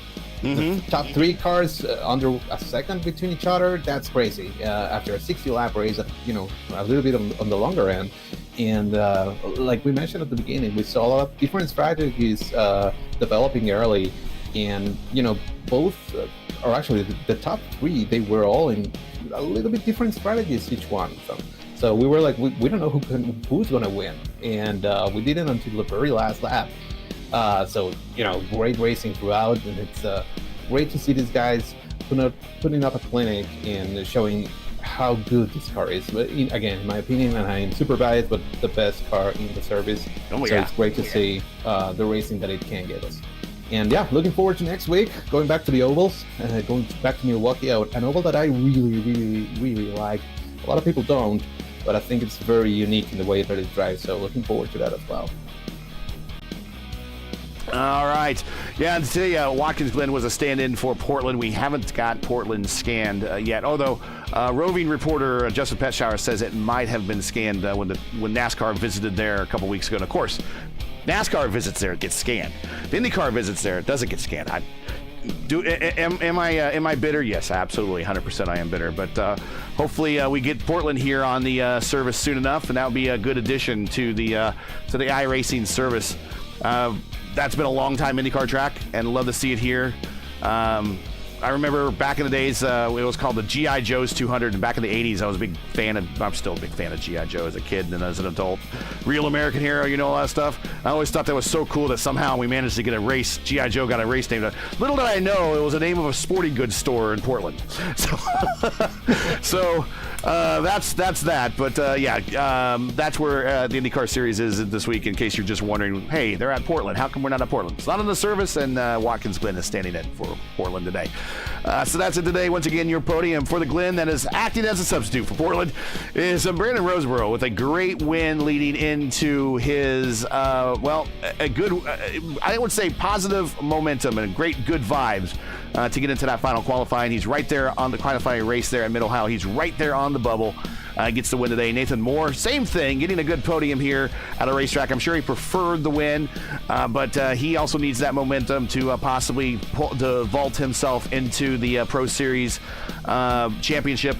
And then Kevin Burrell, same thing, but he's a little bit further up. Maybe he has a little less to worry about, but from the sounds of things, there's still plenty of things to worry about on Thursday, but podium here today is the least of his worries. Join Antonio, Ryan Walker, and myself again right here next week for round 15 of the IndyCar iRacing series as the drivers and teams return to the historic Milwaukee Mile. Coverage should begin approximately 2 p.m. Eastern Time again on YouTube. Again, remember, it's 2:00 p.m. Eastern Time. As always, check the channel at youtube.com/keyword search. Just do a keyword search, Elite Racing Network, or check the official iRacing schedule for the correct broadcast time in your area. Once again, special thanks for ERN for hosting us again this season. Links to their channel and their Discord server are in the description. Hey, we love bringing these races to you. They're not easy to require time and money to produce. If you share our passion for the sport of IndyCar and have enjoyed our coverage of the IndyCar iRacing series, please take time to visit our GoFundMe page. We do this for free for the community because we love everybody, and we want to make sure that they put their talents on display for everyone to see. And we do this for free, and we do it for them. And if you could kick back some our way to our not our Kickstarter, to our GoFundMe, we certainly would appreciate it. The link is in the description, and we thank you for donating if you have already, and we thank you for making us a part of your Saturdays during NTT IndyCar race weeks. Each and every week when they race, we race. Now, as you know, the YouTube algorithm game is not easy, so please help support P1 and ERN with the weekly grind. Leave a comment below. Let us know you thought of today's race. And while you're at it, if you enjoyed today's coverage, support us by smashing like in the video. If you're new, click subscribe and why hit the bell for weekly reminders so don't miss out on more of other ERN iRacing programming, including tomorrow or next week, Tuesday, 8:15 p.m. Eastern. We'll be catching Antonio in the top split at Charlotte. You won't want to miss it. He'll be here. We'll be here. And that will all be right here on ERN. P1 and ERN Saturday IndyCar iRacing Series Top Split coverage brought to you by 4D Racewear. Check out their line of made for sim racing gloves, shoes, and apparel. Visit them today at 4dracewear.com or click on the link in the description. Track cams for this race are provided by Whiplash Sim Cams. They get the most out of your iRacing experience with Whiplash Sim Cams. To learn more about Whiplash, like them on Facebook or follow them on Twitter and Instagram. Links are in the description. So for El Patron, Antonio Estrada, Ryan Walker, everyone here at ERN and P1, I'm Gary Got to say to all, thanks for watching, and to all of our men and women serving in the military and its first responders, Godspeed, God bless, and come home safe. Make sure to catch the real stars and cars of the IndyCar, the NTT IndyCar Series this Saturday afternoon, August 25th at 3 p.m. Eastern for the BitNile.com Grand Prix of Portland. You can follow all the action to this weekend on the USA Network, or on the Peacock app in America, or on the IndyCar app, or IndyCar Live app outside of America, or just join Mark Janes and the gang on IndyCar Radio on Sirius Channel XM215, and you can hear their call. But be sure to check your local listings for the correct broadcast times and station in your area. You can catch us again next week in Milwaukee for the next race of the IndyCar iRacing Series. See you, everybody.